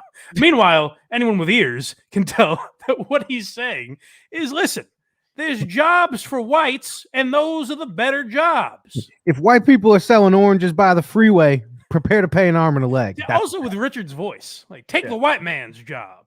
Yeah, get yourself become a lawyer or something. Not one of these fruit picking Hispanics. These fruit picking fruits. Somebody who shows up that can't even speak to English can take. Okay.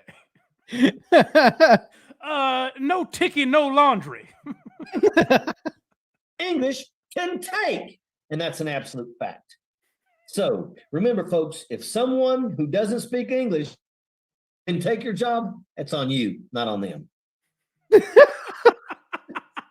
Dane, what a fucking idiot. I mean, as we all know here, if any non-English speakers, those are the shit kickers. Those are the people that deserve 9 cents an hour. Not you educated whites. What a wild take. Oh my God. Insanity. To suggest what Richard is saying there is that the worst jobs are for minorities. Don't you understand, folks? Illegals have to do the tough stuff. Boy, you can take the man out of West Virginia. Yeah. Yeah. This next clip is Piggy Boy Trump. All right. And because President Biden goes bike riding all the time.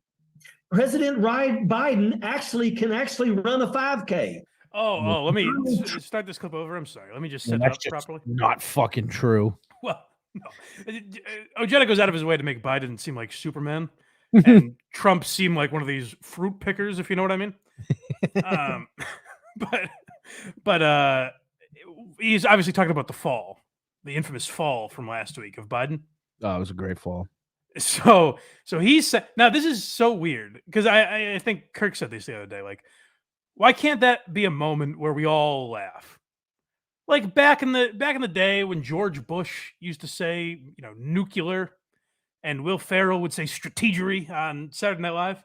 Yeah. Right, left, we could all come together and laugh at the doofus. Correct. But now it has to be an issue like, whoa, you think Biden fell? No, you're wrong. See, the thing and not only are you wrong, Trump would fall even harder. The thing is, they're arguing, like, there's a big argument about him being fit for office. I think that's why the defense is so insane. Like, if it was DeSantis, no one would give a shit. Right. Well, I mean, they keep arguing like, hey, he's more fit for. Neither of them are fit for office.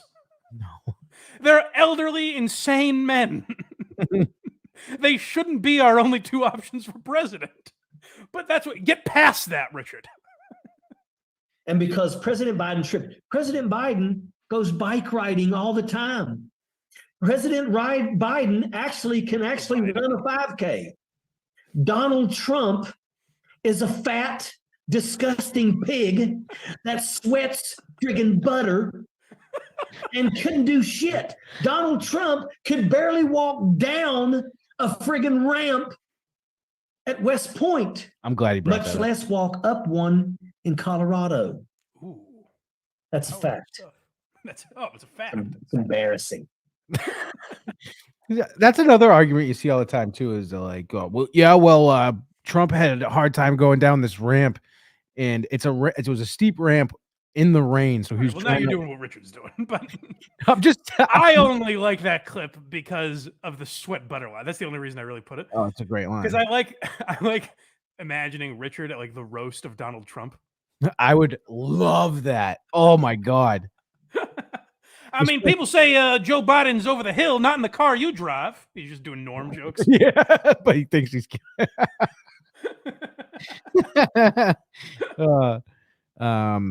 This is the last one that has nothing to do with the other interview. Tough talk.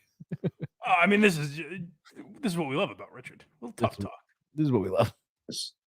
It's a shame that we've got so many people that literally do not realize that they're voting against their interests and that they're being used by these people. Do you think that Ted Cruz is actually a tough guy?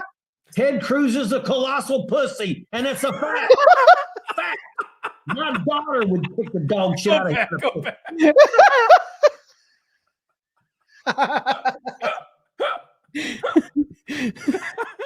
My daughter would kick the dog shit out of Ted Cruz. Now that's, you want to talk winning a debate. Even Trump hasn't gone there.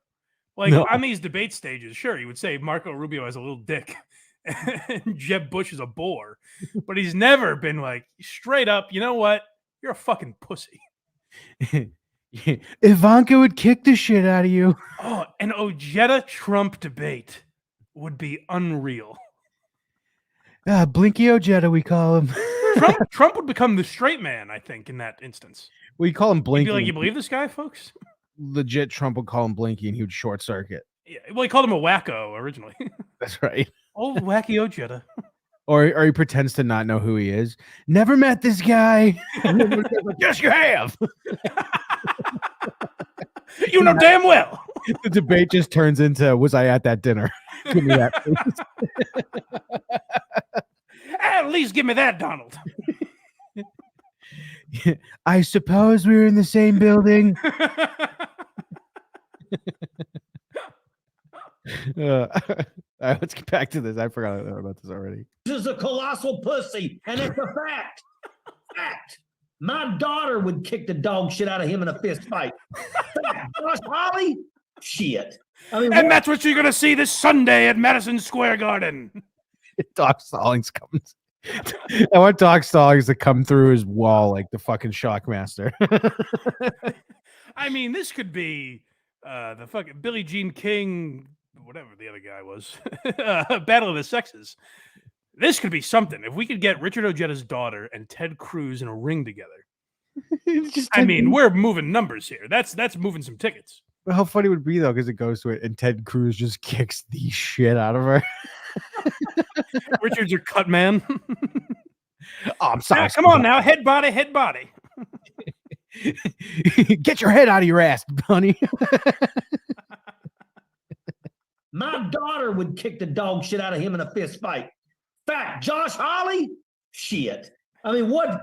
Now, I didn't hear no bell, Ted. A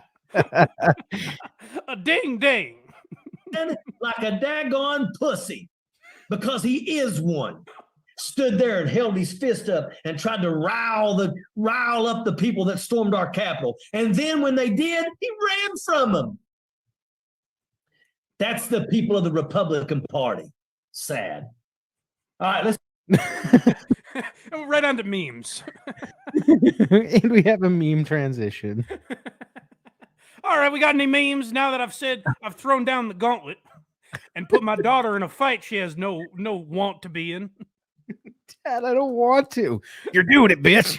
It's like fucking Frank Reynolds and D getting into boxing. Right. Oh, tiny Richard. Richie Fast Hands. Awful big dreams for such a small body. All right. So now Richard makes a friend. Is that right? Yeah. So we are going to see Richard. I mean, if you thought he pandered to a Native American person, Richard I hope this interview series continues. Yes, it better. Because Richard has decided, hey, if you are a person of any kind, I will talk to you about that. no matter however you define yourself, I'll just interview you for a half an hour about that subject. He gets somebody's like, rank your oppression between 1 and 10, please. Now you're a black fella, yes? Why don't you go ahead and tell me about that, my brother? This one's called Comfortable Intro. Just imagine, and full disclosure, because I don't want to be unfair to Richard. This woman who has transitioned seems to be perfectly comfortable with what Richard is saying and everything. So I'm just talking to you from my perspective. If a guest was having me on solely because I'm blind and just said this type of shit to me, I'm saying I would be uncomfortable. I'm projecting that on to her, which might not be fair, but just you guys tell me if you agree with me. Is this an uncomfortable intro for someone to receive? Okay, welcome everybody to another episode of Ojeda Live, and this is a episode that we have all been waiting for. And I want to go ahead and just start off first off by I mean, we've been hoping we could wrangle a trans for months. It's been one of our goals.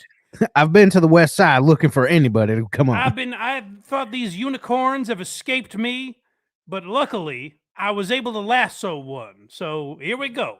It turns out one of these things is real. Oh, Craig, you're not far off, by the way. Oh, good. We'll get there. We will not tolerate any transphobia on here. I know that Okay. I got. All right. Now, this is what I'm talking about, where I'm just pretend, not even on a podcast. Let's pretend I'm walking into a room. People know I'm on my way. They don't know I've arrived yet. And I just hear on the other side of the door. Now, don't bully him for being blind, all right? Our instinct is going to be to, put things in front of him that he stumbles over, throw things at him, hold up your fingers and see if you can tell how many there are. I know that's all of our impulse. We see this man as nothing but his disability. Try and get past that. Meanwhile, I'm just standing there like, hello? I want to be anywhere but here right now.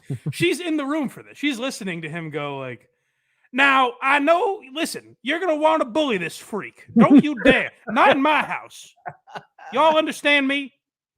Everyone be nice to this weirdo. He's acting like a parent when their kid is just staring at someone that has like a disfigurement or something. It's literally, so the audience is just the cool kid in school. This trans person in Richard's mind is the nerd that they're being forced to hang out with. And Richard is the parent that wants to make sure it all goes well and says, hey, y'all better not point and laugh at this joke. All right? Folks on here that are moderators, if somebody starts throwing some shade, you go ahead and just block them because we're not going to have this game. Listen, I know you're all going to want to bully this lady, if you can even call her that. But I'm telling you, I'm not going to allow. Meanwhile, like Richard's a liberal. I'm sure his audience is all like liberal people. They're probably just like, yeah, we're fine with this. Oh man, we're not going to bully her. This would have been a good one to be watching live for. Yeah, Richard, I have no interest in harassing this woman. Why are you yelling at me? And just block them because we're not going to have this game. We have an amazing guest on here. And I am really excited to bring Jenna. I mean, she's a special little guy.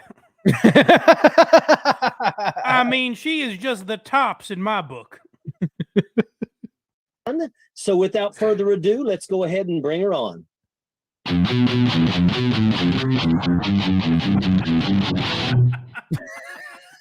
Hey, make sure we play our trans person intro. We got the breaking news sound that says we got a trans on here. Thank you. I love the title of these clips so much. What's the next one? This one is entitled "There's Not That Many of You People." Well, Craig, like any good messiah, like any good prophet, you predicted exactly where Richard's mind goes. I see that, like the Republicans right now are trying to make. I like how he's gonna mask every thought he has with the Republicans. Oh no, he doesn't. He takes ownership of this thought. Does he? Oh yeah. Now, you see, the Republicans were wondering, what's the deal with you? And I was Actually, like, it's very funny. You know what? Just play it because it's actually the opposite of where you think he's going. oh, good. The Republicans right now are trying to make everything about you and the transgender community. I mean, and I may be wrong here, but my thoughts are, I'm like, you're talking about the 0.0001% of the population. I mean, you're barely worth worrying about. What kind of impact could you really make? I mean, it's almost like your condition doesn't even exist. Like a few of you made it up, and everyone's making a big fuss about it. They act as if you guys are literally you're going to destroy us all if we accept you, if we have conversations with you, if we say it's okay for you to live your life and just like everybody else wanting if we break bread with you, if we sit next to each other on the bus. The chat is attracted to this person. Is that right? That's good. That's right. Like everybody else wanting to, but pursue happiness. You deserve that too. You people deserve a smile. No, she, like I said, in the interview, she goes along with Richard and is like, yeah, I completely agree with everything you're saying. But much like the Bam Margera situation, I don't blame her. She's just being a good interview subject. Richard is the one like, now, why is there such a fuss being made about you when I don't even know if you were real? Do you show up in photographs?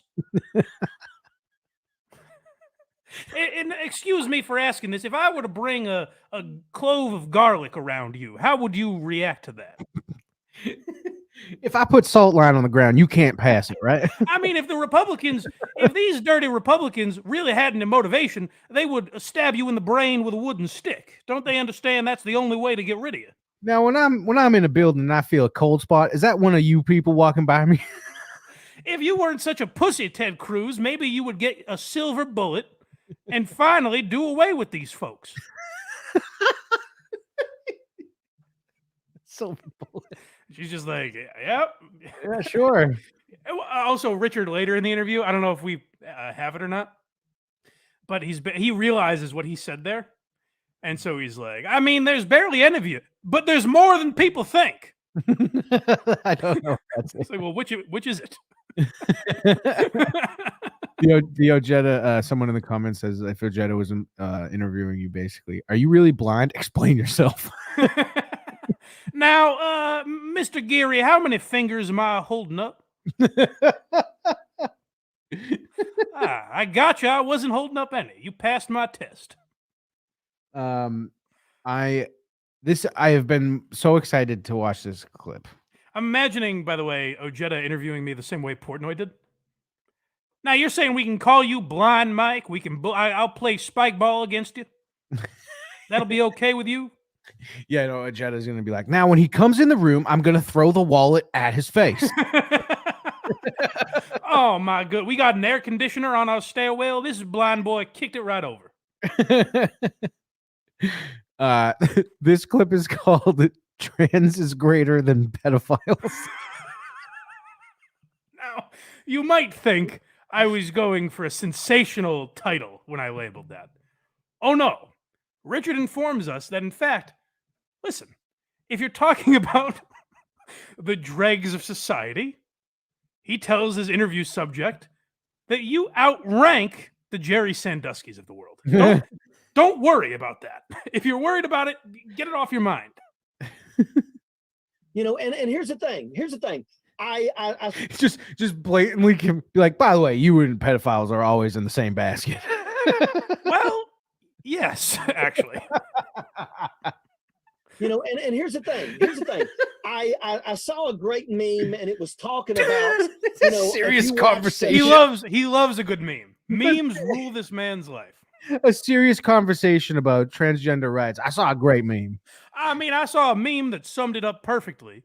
And it suggests that you people are not pedophiles. And that's what the meme said. Yeah, the meme was Drake being disgusted by pedophiles on one picture, and then the picture right below, he's pointing approvingly at trans people. I think clearly you've had a lot to deal with throughout your entire life. It's like a GIF I saw once. I mean, listen, I've listened to your story and I understand your father disowned you, and that was a lot for you to deal with. It's a lot like this YouTube short. Bring that up if you would, John. And here's the thing. I saw a great meme, and it was talking about, if you watched To Catch a Predator, they caught religious leaders, school teachers, police officers, all kinds of things like that. But they never caught anybody in drag. Oh my God. There's a lot there that we have to unpack here. We have to examine. Please go back. We're going to play this 1,000 times because we need to really study this. Because, oh my God. First of all, I have no idea if that's true. I have no clue if To Catch a Predator ever caught a trans person or not. No less someone in drag, as Richard so gracefully puts it. Well, I mean, it's because they're targeting specific people on that show. Right. Yeah, there is a group that To Catch a Predator has gone after. It's oddly, for whatever reason, NBC turned down To Catch a Trans Person. It was weird. Dateline was like, yeah, we'd rather not put our name on that. And I thought that's unusual. But if one of these people that they were pretending to be was like into trans, you'd catch some. Sure. Well, listen to this blanket statement that Richard throws on an entire group of people, and how demeaning it is. This is also, by the way, like, again, to use the comparison, like if he had a black person on and was just interviewing them about being black, as if that wasn't already demeaning enough. Mm-hmm. To be like, I mean, y'all commit plenty of crimes. I don't see any of you shooting up schools, though. It's a great point. I guess. Thanks. The most insulting thing that's sneakily getting by so far, I think, in this interview is that he just said, they haven't caught anyone in drag. This person is trans, not a drag queen. Oh, my God. I thought that, too. But the reason I didn't say it, actually, that's a good point, Craig. Because I was like, oh, maybe I assume Richard is right on that. No. In my mind, I'm like, maybe they're okay with that term. But when I heard it, I was like, I don't think that's what she is. No, this person is, I'm a woman. Drag queens are guys who admit they're guys pretending to be women. Right. Dressing like women. Yes, yeah. Richard doesn't even have his terms straight. Now, let me ask you something. How come Chris Hansen never caught any of you? How come Chris Hansen never caught anyone in those Halloween costumes you guys wear? Actually, young lady, we've got a little surprise for you. Chris Hansen's right here. Why don't you put those cookies down, young lady?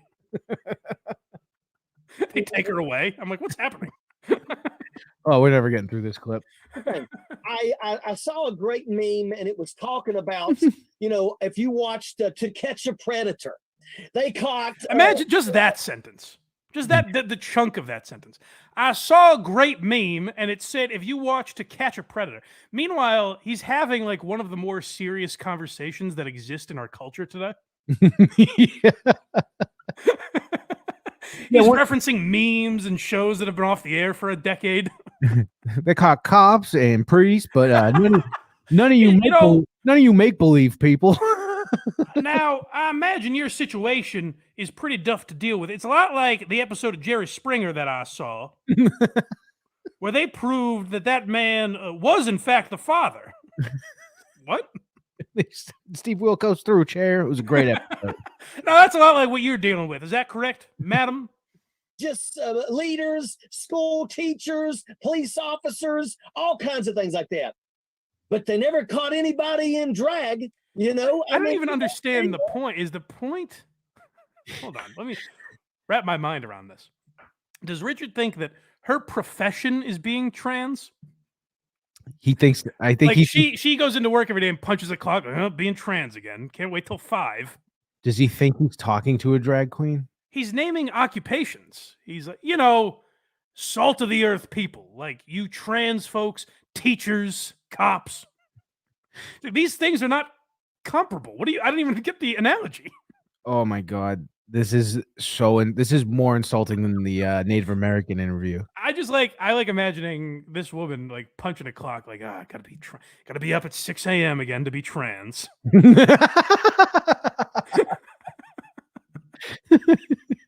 Now, how did you get into that line of work, might I ask? Some guy in like a dress and stuff with makeup and everything. He's just like, I fucking hate my job. I'm giving my 2 weeks. But like, if you look at this argument, he's essentially saying like that trans is the most honorable profession to get into. Correct. And she's like, no, I'm just a woman. I identify as a woman. I feel like I was born in the wrong skin, basically. Like I'm nothing like a cop or a teacher. I am also not a drag queen. Please stop saying this.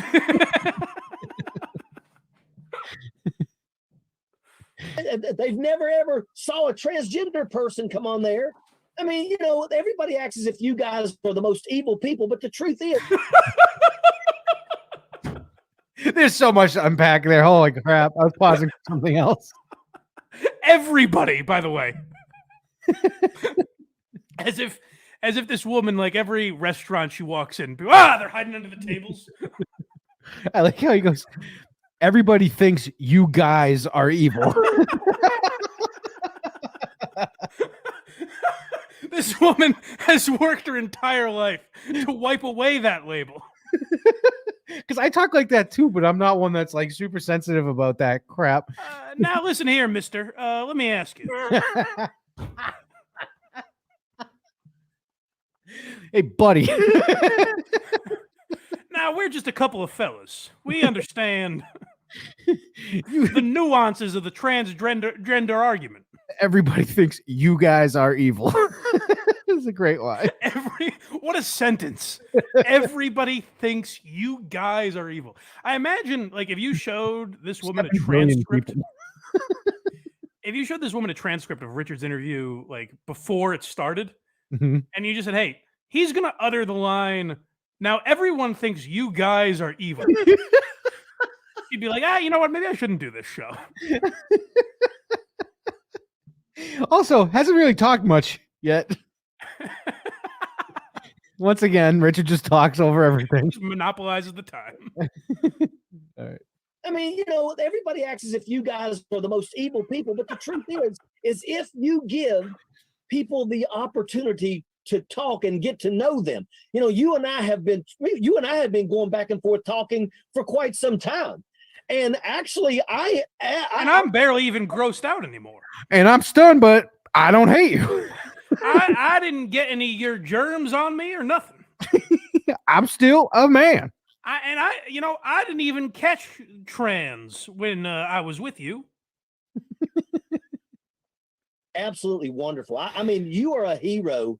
I'm serious. I could not be more. I mean, how insulting. you evil. You guys use the blind analogy if they were like, hey, you know, like I saw when you were an intern, like the Barstool guys would make fun of your disability, but I think you're a hero. I'd be like, okay, back it up. Fucking relax. I'm merely existing. Like literally what this person is doing. And I will say it's certainly like brave to come out if you feel that you're in that situation and you know you're going to be judged, then that is like a brave thing to do. But like a hero just to like live your life. I'd be insulted by that if someone said that to me. Maybe I'm projecting that onto this woman, but so Mike, if someone came at you and said, everyone thinks you're evil and should be hung in public, you don't think you would react funny? Now, you blind folk, people want to round you up and execute you. And I'm not for that. Aren't I brave? You know, I actually don't think that's fair. Here's how I'm going to show you I'm a progressive guy. I'm not looking to round y'all up and put you on a bus to a concentration camp. Isn't that swell of me? Richard, if this was in person, Richard would be like, can you kiss me on the cheek for this photo op, please? Can I tell you, by the way, how lucky we are that Richard has a Southern accent? Because if this stuff ever gets clipped, you can at least tell we're doing some kind of character. We are clearly joking. There's something happening, whether it's funny or not. You can tell it's not our words. There's another show I do that maybe would sound like you're explaining. Yeah. The transcript of a very good show reads much differently. No, not that one. Oh. I love this Richard guy. Richard gets me. That's actually a great point. If you showed Jerry this interview, or these clips anyways that we have, he's got guts. He's got it. This guy gets it. He's on our side. I think you are absolutely wonderful. I mean, you are a hero. Again. I could. He knows, by the way, he knows nothing about this woman because he hasn't interviewed her about anything else. This person could very much be a pedophile. Who knows? Let's going back to the black argument. I think you're a hero, and you're actually a marvelous person. Oh, why do you say that? You're a black fellow, is that correct? Yeah. Not based on any of your achievements or the good deeds that you do. Merely who you are is what has made me heap this praise on you. Basically, what I'm saying is if the cops took you out, there'd be statues. Happy with the relationship that you and I have developed.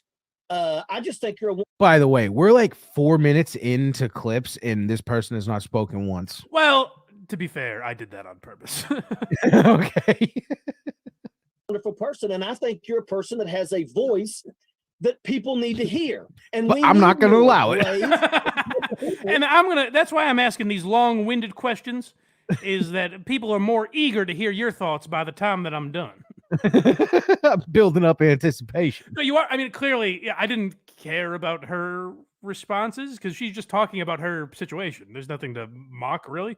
I'm sure on Craig's show there is, but but not for our purposes.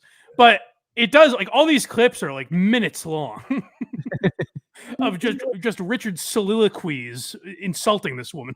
What it is too, he'll say something, and I think in his head he's like, "Wait, that might have come off wrong. Let me keep going." There's a lot of that, yeah. To come out and talk to people, and by John, come out, I mean want you to make sure that you're looking not come out like you come. I'm just, what am I trying to say here?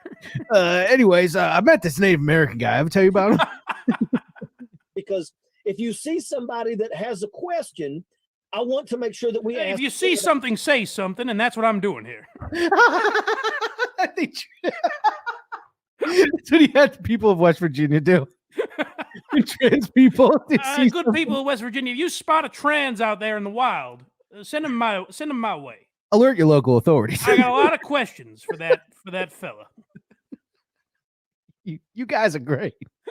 Because I think this is important for us to also let our audience get a good opportunity to pick your brain, you know.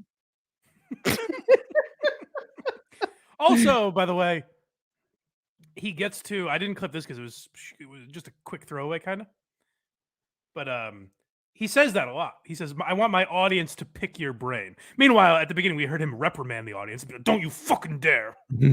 I swear to God, I will turn this car around if any of you misbehave. If you guys do any of the things you normally do in this chat, I'm going to fucking kill you." So meanwhile, Richard's stunned that he's not being flooded with questions for this woman. But he goes to the producer, John, at one point. And it's my favorite John moment ever. Maybe I should have clipped it, but go listen to the interview if you want. He goes, "John, we got any questions for our guest here?" And John goes, I mean, and then Richard just senses what's happening and he moves right on. Caitlin Hatley, the whore, $2. Thank you, Caitlin. Have you guys ever covered my husband Brent's show? I realized right as I said that, I realized. No, we have not covered Brent Hatley. I think he retired from the communication business. I never heard that name. That's a former Stern employee. Oh, okay. Is this the new clip? God's strategic mistake. Well, listen. Richard has a complicated relationship with religion.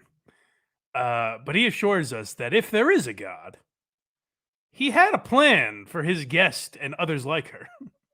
And what's wrong with that? I mean, what's wrong with just people saying, "Look, I'm going to accept you for who you are"?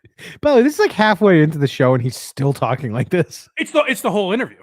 Oh, You know, I The think whole interview is like, what? Why would anyone judge you? And she's like, I don't know. I'd rather they didn't. horrible, and I know it's something that you probably, weighed on your heart for a long time with your father basically disowning you, but He I throws mean, that away like it's nothing, by the way. Like your father disowning you. I'm not going to delve into that at all. I'm just going to casually mention it and move right along. your father disowned you. Understandable. Now, your father thinks you're some kind of freak. Anyways. Anywho, the day, I mean, what's wrong with you being you? It doesn't affect me. Oh. It doesn't affect it doesn't take food off of my table. did you hear that? What's that? The thunder at your house is now at my house. Oh, wow. This is like the Doppler radar. Hopefully, we don't run out of power here. Storm Trackers, the Blind Mike Project. I just stopped recording and restarted just in case I lose power. It's what's bad if you lose power Mhm. is that there's nothing I'm just here. You're just stuck talking to people. I'd be able to get through it to my phone eventually. But no, I just took my board, shut it off, and turned it back on, just so we have at least the 2 hours in case I lose power. Thank God. But let's continue with God here. What's wrong with that? I mean, to me, and I've said this many times, I believe He said that looking at her crotch, I think.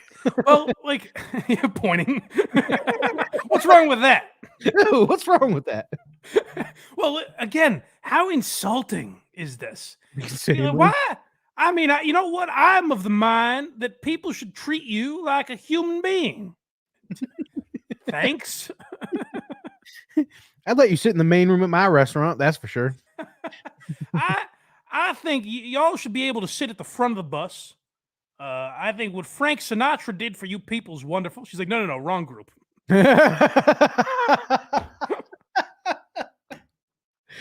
What are you again? I'm sorry, which one are you? We got a lot of interviews lined up this week. if you believe in God, and I'm not a real religious person, but I've been basically saying that if God is perfect and all-knowing, and he doesn't make Why'd he make you? Is that where this is going? Kind of. Oh God.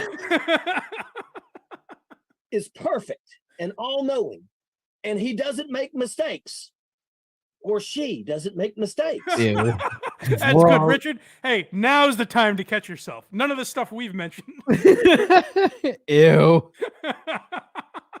Yeah, you shouldn't backtrack on anything we've played so far. You picked the right moment to be like, or she. You called this person a man 5 seconds ago. Or she doesn't make mistakes. Then I have to ask, then you're not a mistake. God made you the way that you are. Oh my God. Also, keep in mind, he said, I have to ask. So there's a question mark at the end of that sentence. You're not a mistake?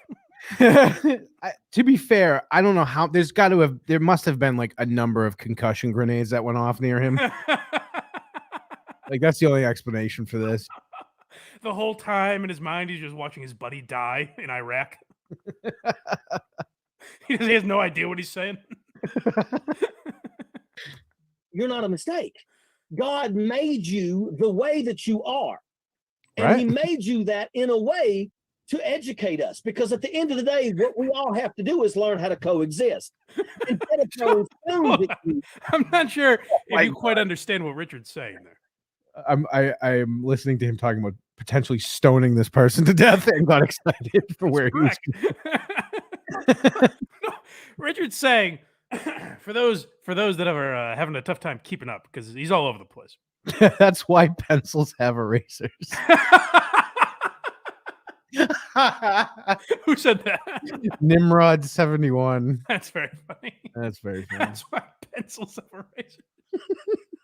But yeah, what Richard is saying is, now listen, if I'm to understand religion correctly, you aren't a mistake.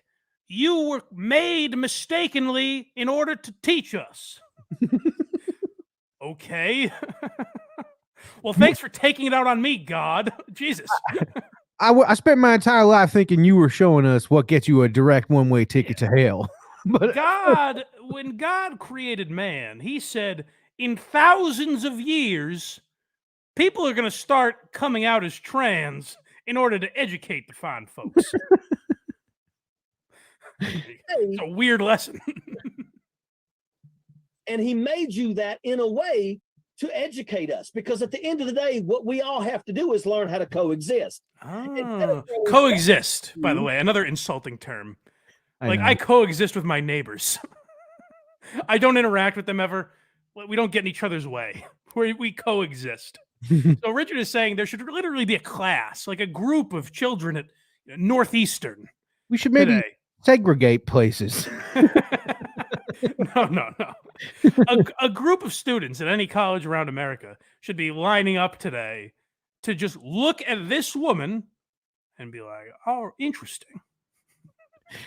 Oh yeah, this is like current, this century bearded woman. The lesson plan is like be in a room with this person and exist. That's what Richard thinks they were sent here by God to do. Natural entertainment. God works in mysterious ways.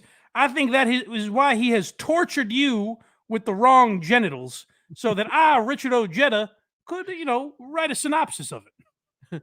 Yeah, so I could go, interesting. You don't say. Educate us, because at the end of the day, what we all have to do is learn how to coexist.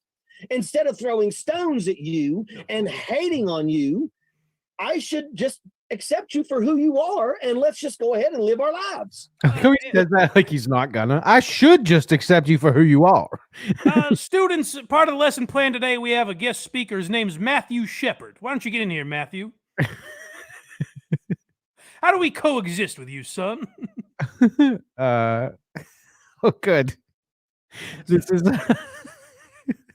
is committing to the pedophile analogy. Well, listen, he's dug his heels in. He has said, yes, there's a lot, if you watch this whole interview, there's a lot of like, oh boy, did I misspeak there? But no, he is confident. That pedophile analogy, rock solid. I did an episode one time on here where I had 7 pages of lawmakers who have been caught sexual trafficking, who've been caught with child pornography. Why do you keep lumping me in with this? I've noticed you keep equating me to sexual predators. Why is that exactly? I'm actually, into guys. Hey, I'm sorry. I know you're kind of ranting here. If I could just submit, I'm not a sexual predator. You understand that, right? In fact, my boyfriend is 57 years old. Yeah, I'm in no way. I have not committed a sex crime. I'm not looking to. In fact, I've never talked about it. So save it. We got it. Buddy, we understand. I just want him to go, dude. I'm talking here. Man, you really are a woman. You won't stop interrupting me. The hormones actually work. Who have been caught sexual trafficking, who've been caught with child pornography, who incestual relationships, all that stuff. 7 pages. 7 pages. And you weren't even on that list. I saw you surefire on that list. Leave 3-4 pages of it. I read through all 7 pages. I didn't see your name once. Thanks. And as a matter of fact, they were all Republicans too. But the party that screams the loudest at against something, that's the people you have to really pay attention to, because those are the ones. Yeah, those are the trans people. Well, I don't even get the analogy. What the fuck is he talking about? He just said, everyone, what is it, like word association? Yeah. Like trans pedophile shit. He is. So I think the argument that Richard is trying to present is that very often you'll hear a story of a senator or a congressman, someone that is staunchly against gay marriage and is found in, you know, a bathhouse or something. Mm-hmm. Tale as old as time. Always. Richard's like, you know what is a similar analogy in my mind is pedophiles and trans people. Natural. Clearly, if you're against trans, it means you're against pedophiles.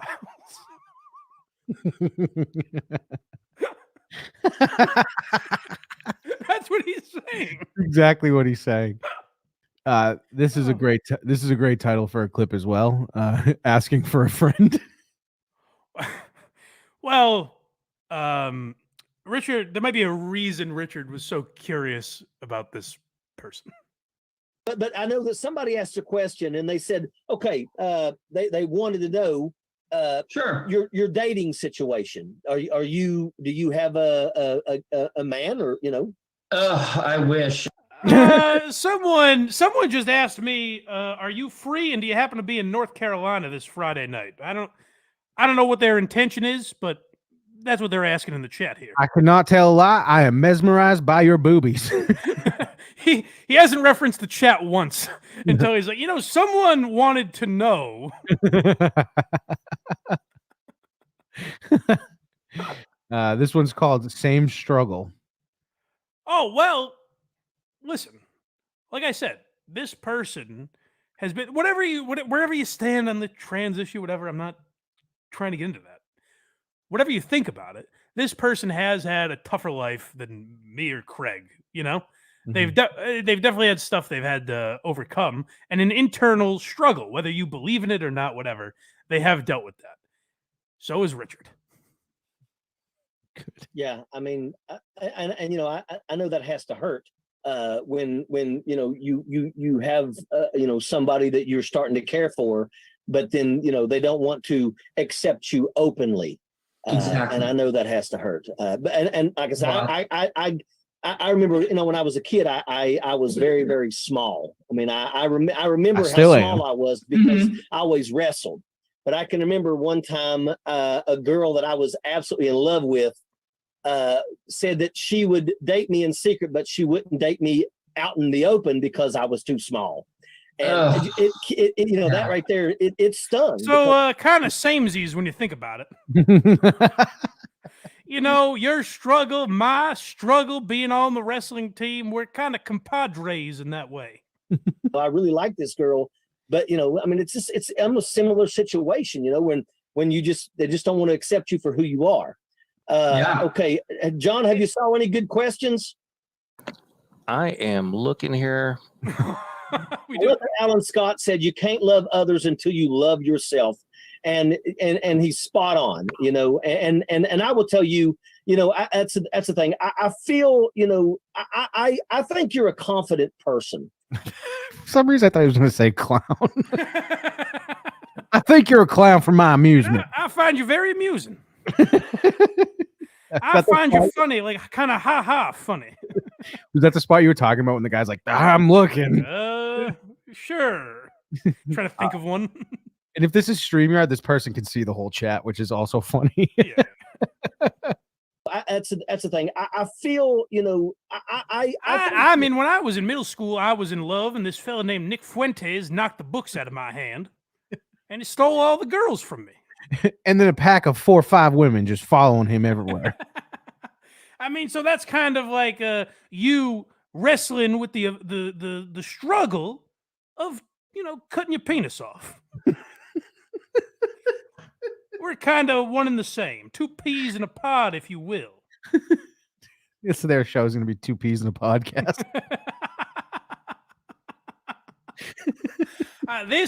This person who I've barely even introduced has struggled with being a trans person. I have a heartbreaking story of a girl not liking me in middle school.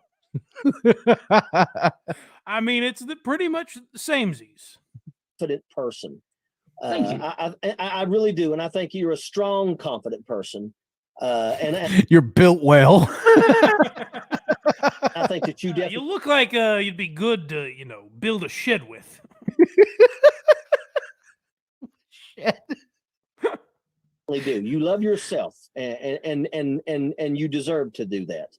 You have to love yourself when you're trans because everyone, your society is against you. Everything in society is against you. You have to be an incredibly strong and emotionally stable person. Right now, she's like, am I just allowed to talk? She's wondering when she's going to be stopped. She actually more pandering. She's like, can I just talk? She actually got blue pilled. She went in being like, I don't feel oppressed at all. And now she's like, everyone's against me. Man, I didn't realize they were trying to stone me. Actually, in the middle of this interview, she actually called the cops and turned herself in because she's a pedophile. She's like, am I a pedophile? This guy he's making some good arguments. Enough people say it's got to be true. This is who I am, and I don't give a fuck if people don't understand it. And whoa, very ladylike language. How much longer is this clip? I don't remember this part. 10 more seconds. Okay. That is an incredible amount of resistance that takes a lot of strength and bravery. And that's what a lot of people who don't understand trans people don't understand. Okay. I don't know. I don't know why I left that in. That was probably a mistake, but we let her talk. Ew. Oops. Let's see. There's more? Yeah, there's 2 more. Good Lord. This one's labeled coexist. Wow, this is gonna be a long one because we still got to get to Hackride. I know. I'm waiting for the where the fuck are you? That anytime that you want to address a group of people about something, you are always more than welcome to come on here. To me, the way I look at it, I believe in the coexist. My wife actually has coexist on her car. What does that mean? I think I'm a friend of the train. I mean, like I said, I have been impressed by you since I saw your post. A physical specimen. We met each other. This is more of the same, where he's just like, you really are something. I want to study you. And I have been impressed with you from the get-go. And I feel that I can learn from you. And saying that that's for 30 minutes, by the way. People should be. We can learn from one another, but at the end of the day, we can coexist. I can accept you for who you are. And that's and let's just take it from that. What he's saying is like, you living fine in my book. But let's leave it at that. He's saying like that. Yeah, I mean, listen, I don't want to have a beer with you or nothing. I will not share my table. This will be looked back at like the way we look at like progressive people in 1960. We're like, why are they calling him boy? I don't know. What the fuck is this? This is the last one. It's called Happiness. Okay, let's hear it. And I can tell you, if my daughter fell in, my daughter could beat the fucking dog shit out of you. You want to fight my daughter? Ted Cruz won't take her up on it. If my daughter fell in love with a black man, the only thing I care about is that I forgot about this. Holy fuck! I forgot about. Oh boy! I forgot about. Oh boy! He says, I mean, listen, in 2023, what Richard is saying is, I mean, if my daughter dated a black man, I'd be fine with it. It'd be no problem. Yeah, you're the only one saying that it wouldn't be fine. I swear to God, I'm fine, and that's a fact. Everyone's like, yeah, no, we're all pretty cool with it, man. Why are you sweating? And I can tell you, if my daughter fell in love with a black man, the only thing I care about is that he's good to my daughter. I don't even care that he's black. That's what he's saying. I mean, listen, I would put that aside. I would put all of his flaws aside and ask, is my daughter happy? So now he's comparing transsexuals to interracial relationships. Yes. Yes. Yes. Was gay. All I care about you gotta go back a little bit. Happy. Yep. This is again not a comparable situation. Son was gay. Mm. All I Whoops. fell in love with a black man. The only thing I care about is that he's good to my daughter. That's very sweet. If my son was gay, all right, then I'd step in. But you see my point. Then I take the belt off. Yeah, I mean, that's when, a father's got to step up at some point, teach the boy the right way. But the black thing, I'm fine with. Hey, all I care about is that he's happy. And that's it. I mean, at the end of the day, it's about, are they happy?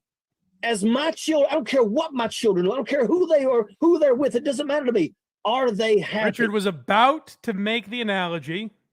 He was about to say, it was on the tip of his tongue. I credit him for stopping himself because he was about to say, if my son was gay, I'd be totally fine with him if he dated an armadillo.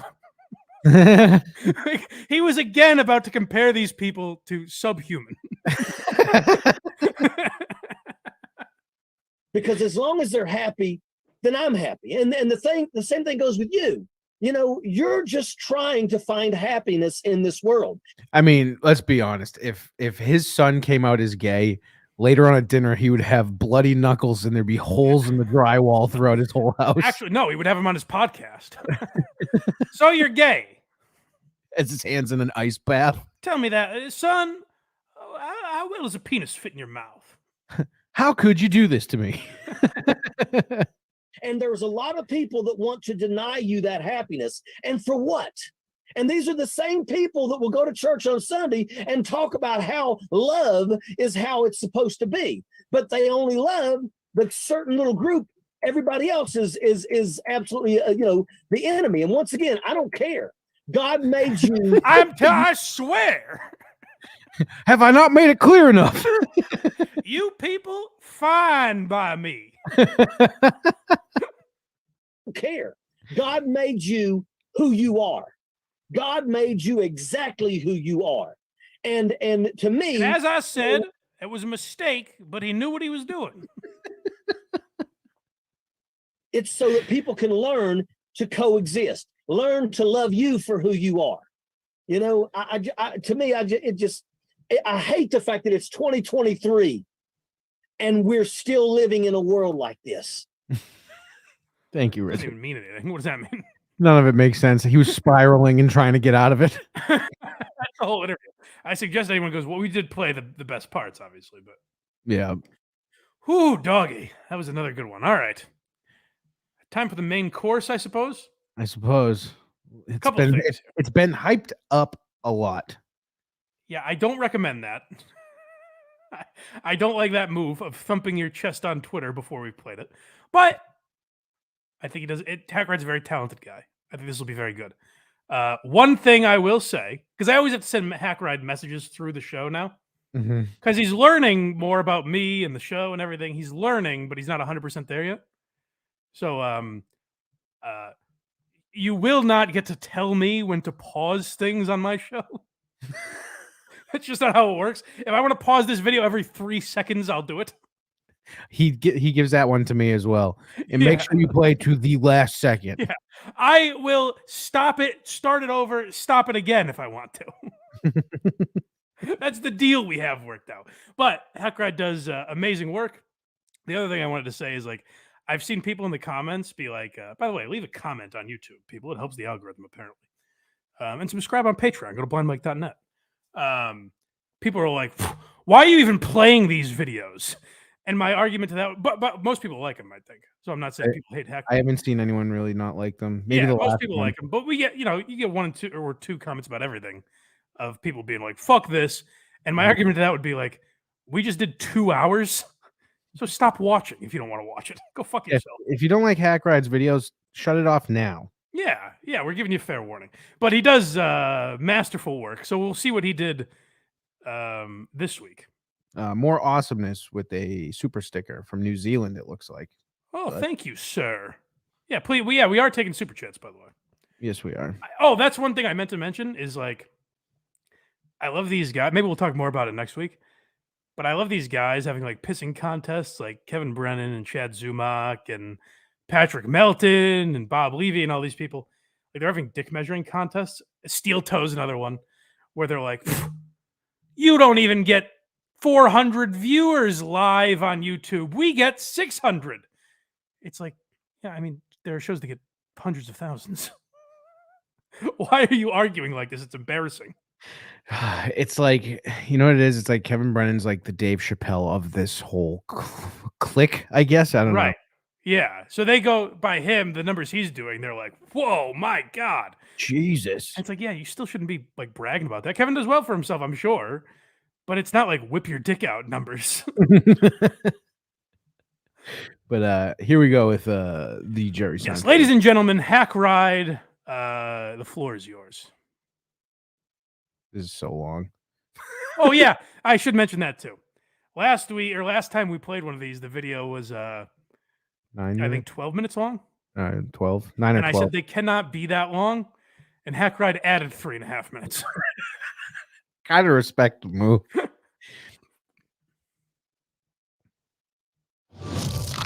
Hackride seems to not like me. I didn't catch that the first time. Yeah, he has a keep playing him. Ray He has DeVito. The a name real that beef with Ray DeVito. of my mind, an incessant reminder of the torment I endure.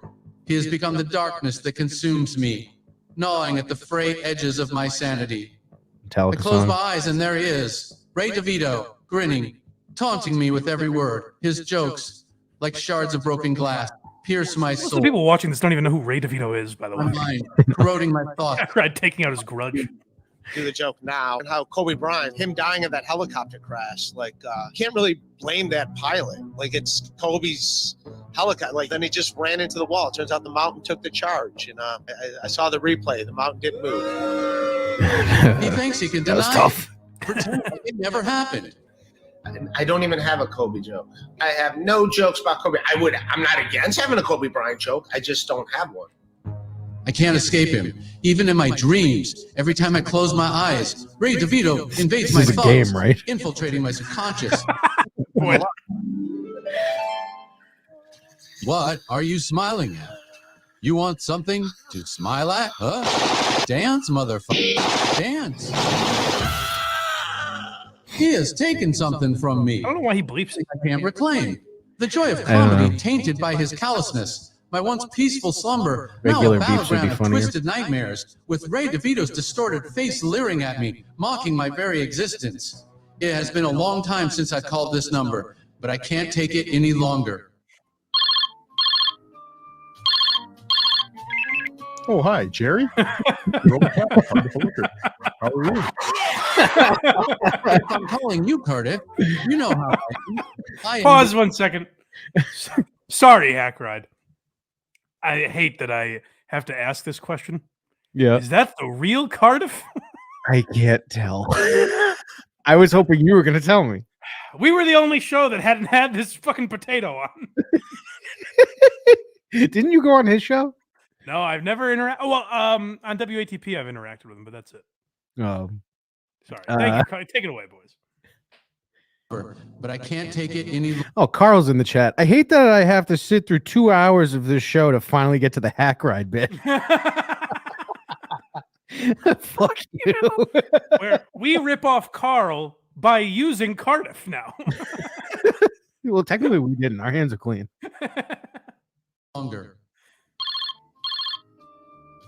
Oh, hey. Oh, hi, Jerry. Yeah, it's me, your old pal, Cardiff Electric. How are you? If I'm calling you, Cardiff, you know how I am. I am become death, destroyer of worlds. No way. Yes, Cardiff, until you try to stop me, or I'll turn you into a 99-cent meal. What? So you're still doing comedy? It's not a joke, Cardiff. I'm going after Ray DeVito. World famous Cleveland comedian. Yes, Cardiff. I'm going to need you to track him down for me. You owe me this, Cardiff. I need him. His pink sheet? No, Cardiff. Just Ray. Just find me Ray. I'm also going to need a bagman. I need the most disturbed, violent, hostile individual you know. I will pay them well, but I need a true piece of shit for this job. And no, Michael Richards was not available. You got a guy like that? Oh, let me tell you. Well, just text me the address and name of your bagman, and then get to work and find me motherfucking Ray DeVito. Don't f this up, Potato. All right. See ya, Jerry. Your light's about to come on, Ray, and I'm coming to grab you off stage. Where is Cardiff with the address for the bagman? Fucking West Virginia? Are you kidding me? This guy better be worth it, Potato.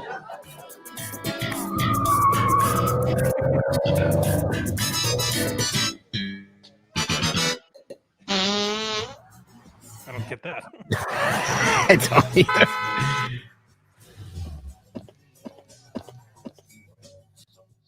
Hey, stranger, are you? Or I'll be angrier than a snake with a toothache. And that's a. I am Jerry Seinfeld. It's good to meet you. I am the Army Major. Curb stop, curb stop. Oh, it seems you have a little speech impediment there. That's cute. So you talked to the Potato? Yes, I did, Jerry. Good. You know why I'm here, and you know who we are going after. Ray DeVito. Correct. What the fuck is this? A real jackaloon. A what? A real jackaloon. I don't think that's a word, Richard. Load those weapons in back. You're okay with driving? No, I don't mind driving, Jerry. Once I drove me and Doc Stallings to the border. Old Doc was mad as a wet rooster in a rain barrel. Stop. Jesus, Richard, you are one cousin fucking yoker. Hey, Jerry. Okay, let's head out. And while I wait for the Potato to call with the location of Ray DeVito, now is Cardiff's in the whole video. Contractual obligations. So let's play the Jerry Seinfeld game with Blind Mike and Craig. Well, it's about time. Welcome to the Jerry Seinfeld game with your host, me, Jerry Seinfeld. I hope he tells me when to Blind pause. Mike and Craig. This week, an oldie but a goodie. Is this funny? And just a quick reminder to shut the fuck up, fellas, until the pause screen comes up. Who the fuck do you think you are, Jerry? Like you're two horny teens, they can't wait to stick their fingers in each other. Now you know how this works, fellows. I show you a video, You just gonna and take you this? tell me, is this funny? He told me. Easy enough. Okay, chat, and newer subscribers, buckle up. I would like to introduce you all to a few characters as played by Blind Mike Geary. First up, one NPR Mike. Mike, David, good evening. The important Minahan drama can be summed up in one word: miscommunication. Either way, it is very clear that Jerry, these there's a context. Oh no. are not on the same wavelength for helping a young disabled boy. Thank you very much for your service. Brad, you've requested NPR. Apparently, This wasn't meant for public consumption. that does requests for voices These cameos. and characters now. So here you are. You are helping the disabled community in the process. Ooh, that was brutal. Jerry. Human character named Danielle. Oh, well, No, Jerry. Obviously, David, like, you wasted your money. Like, obviously, this was a mistake on your part. Yeah, there's a context. It doesn't hold up. On, I don't know, like, food to feed yourself, David, okay? Oh, God, I hate this. And if you thought, wait, I can don't like that Jerry is answering whether or not it's funny. interact? If that happened, I think I would fucking die. Well, yes, these worlds collide in this brilliant bit right here. Young lady, would you care to go out on a date with me?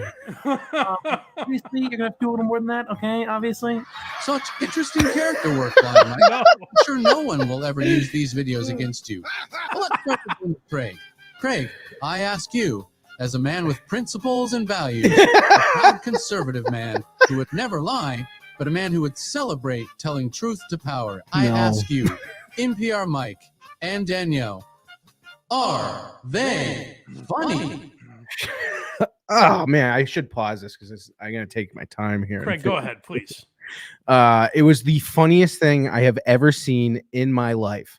I don't know why. Oh, that's really kind of you. Thank you. You should have a Netflix special for this, I think, and the whole bag should be thrown at you. That's good. That's good. And you didn't even see this beforehand. Wow, I'm amazed you were able to think on your feet like that. I didn't see this before. Just hold on, Richard. We're almost done. Oh boy, you heard that. That's tough. Hold on, go back a little bit. But you heard that. These worlds collide in this brilliant bit right here. Young lady, would you care Oh, to whoa. go out? You went back a little too far. We don't need to see me again. You know what? this is a way longer video than I'm used to, so my normal methods of rewinding are no good. Okay. NPR Mike and Danielle. My question to you is this. Why? Craig, you fucked this up. Please take your time in answering. Blind Mike, on the issue of NPR Mike and Danielle, my question to you is this. Why? Well, I think there's a context that you don't understand, Hackride. Like, it references to the Kirk Minahan show. These were cameos for individual people. It doesn't hold up. Right? It's a great answer. Okay, folks, that was fun. And remember, we all do things in our careers we are proud of. Look at me right now. Here we are at the bottom together. Well, not the bottom exactly. Have you seen the Meg? It's like that ocean below the regular ocean where only prehistoric monster fish live. Yeah, that's it. That's the bottom I'm at. Also, remember, if you have any other embarrassing, ridiculous, or damning videos or audio from Blind Mike or Craig, please advise Hackride's DMs are always open. Okay. I don't care for that. It's the potato. Cardiff. Is that the only part of the game? Yeah. Did you find him? And guess what I found? I found Ray DeVito. Where? Living in the old abandoned Topps baseball card factory. Of course. I found Ray DeVito. I think if he's there, we're even. Jerry, tell the potato the Army Major says hi. Richard, shut the fuck up. Yes, Cardiff. If he isn't, I will see you again. Shut up. Bye, Cardiff. Richard, we are going to Ohio. I've never been to Ohio. Look out, world! The Army Major is going to the big city. Things have been hard since Stuttering John went away, and I got hit in the face with a hammer. Jesus Christ, Richard. Sometimes I get so angry, and all I want to do is stomp. Stomp! Stomp! Okay, I think I'm going to try and get some sleep before I murder another human being. All right, Jerry, you have a good nap.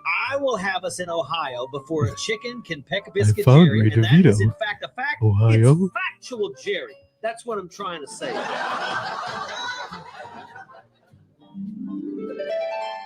Actually, met Seinfeld a couple times. Actually, met Seinfeld a couple times. This is why you should be watching on YouTube, folks.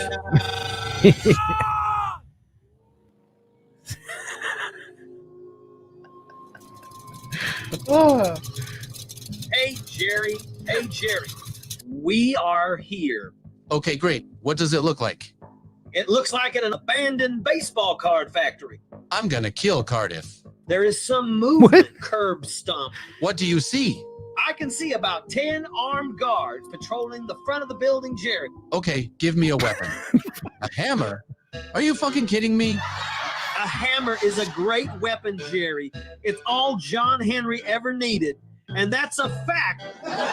Wait, here comes. Is that a school bus? Wait, there he is. That's Ray. Jerry, that's the kind of bus the Army Major went to school in. That's not a surprising. retard joke. How am I going to get in there? I will keep these guards busy. Don't worry, Jerry. This is my chance. I won't let you down. Now, go and get that retarded motherfucker Ray DeVito. Thanks, Richard. I really owe you one. Glad the potato called me. Seinfeld with hammers going after I am talentless. I am unprofessional. Hackride seems to not like me. Blind Mike Project. Oh, that was so funny. Got ran out of LA. I am talentless. I am unprofessional. Really? Giving it to Ray DeVito. He really hates him. I am talentless. Blind Mike Project professional. Hackride seems to not like me. Got ran out of LA. Blind Mike I hope this Project. hurts, Ray. You unfunny, untalented, dream-haunting motherfucker. How's this hitting the mountain, Ray? What is this? Ray DeVito is a fucking robot. Okay. Hello, Jerry. Dang, Cook. Yes, it's been a long time. Oh, you poor little boy. You see, Jerry, Ray is one of mine. One of your what? What is going on here? Well, after I was completely and utterly shunned by the comedy world, I had nothing. I was lost to shadow, Jerry. But in the shadows, Jerry, I finally understood my purpose. I understood how my mediocrity is a gift, not a curse. That is when I decided to build an army of truly shit robot comics to lower the bar, to reshape the landscape of comedy in order to re-enter it once more, presenting subpar as the norm. And once again, the brilliance of my mediocrity will shine. Dane, you're a madman. Let not the weight of this revelation burden you, Jerry, for your greatness only increases in the world I am creating. Now you see, This is diabolical. So that is why there is no funny female comics. actually, no, we don't do female comics here. To my knowledge, that is God's programming, not mine. Yeah, that tracks too. No, as the truth is Like they did laid there Dan Cook before making you, robots. I beg for your understanding. And moreover, your help, Jerry. My help? What do you need from me? Silence is all, Jerry. You will allow little Ray here to return to the wild and continue to poison the world with his sour, unfunny setups and half-thought-out punchlines. Find solace in the knowledge that your greatness remains unblemished and your peak will only grow with this draining of the comedy ocean. What? I think I'm starting to understand, Dane, what you've done here. And what do we do about this pile of shit? Don't worry, he's our cheapest model. A little duct tape, he will be good as new. He's a little more than a Jackie Professor. We attach eyes, but chin too. He's harmless. I guess I'm sorry, Ray. I didn't know your awfulness was calculated. No fault of your own. On reflection, now it's rather obvious, as no human can be so lacking in humor, tact, or talent. You know, an amoeba can only ever really be an amoeba, I guess. Anyway. Awfully aggressive. Ray. My guards, they are under attack. Oh, shit. I forgot about Richard. Richard, what in the f*** do you think you're doing? Look at me, Jerry. I'm doing it. I'm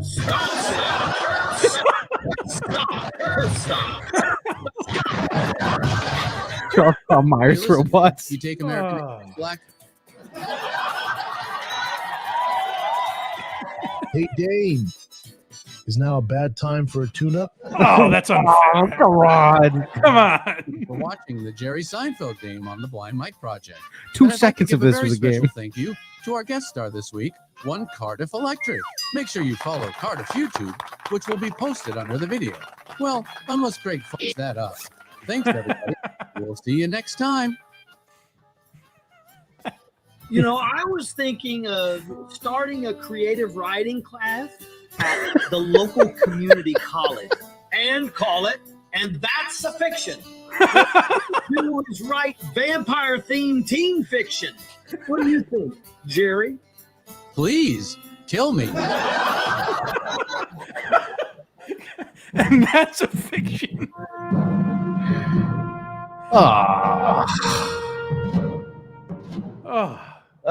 Didn't And expect. That's a Fiction is a great line.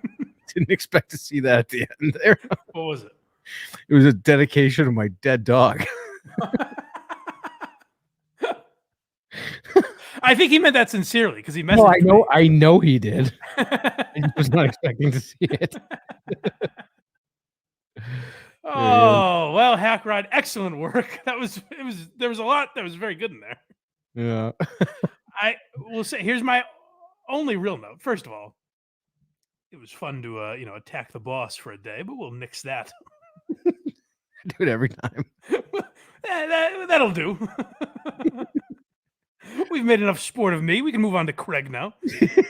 But no, my only note is just make those like a couple different episodes. You know what I mean? Yeah, like a to be continued. Yeah, like do the Ojeda thing on its own, then the Dane Cook thing. You know what I mean? Like you could have made that 3 different episodes. Yeah. Boxing down with the super chat says, "Rest in peace, Fudd. Let's put Carl down next." Fudd. That's the name of my dog. Oh.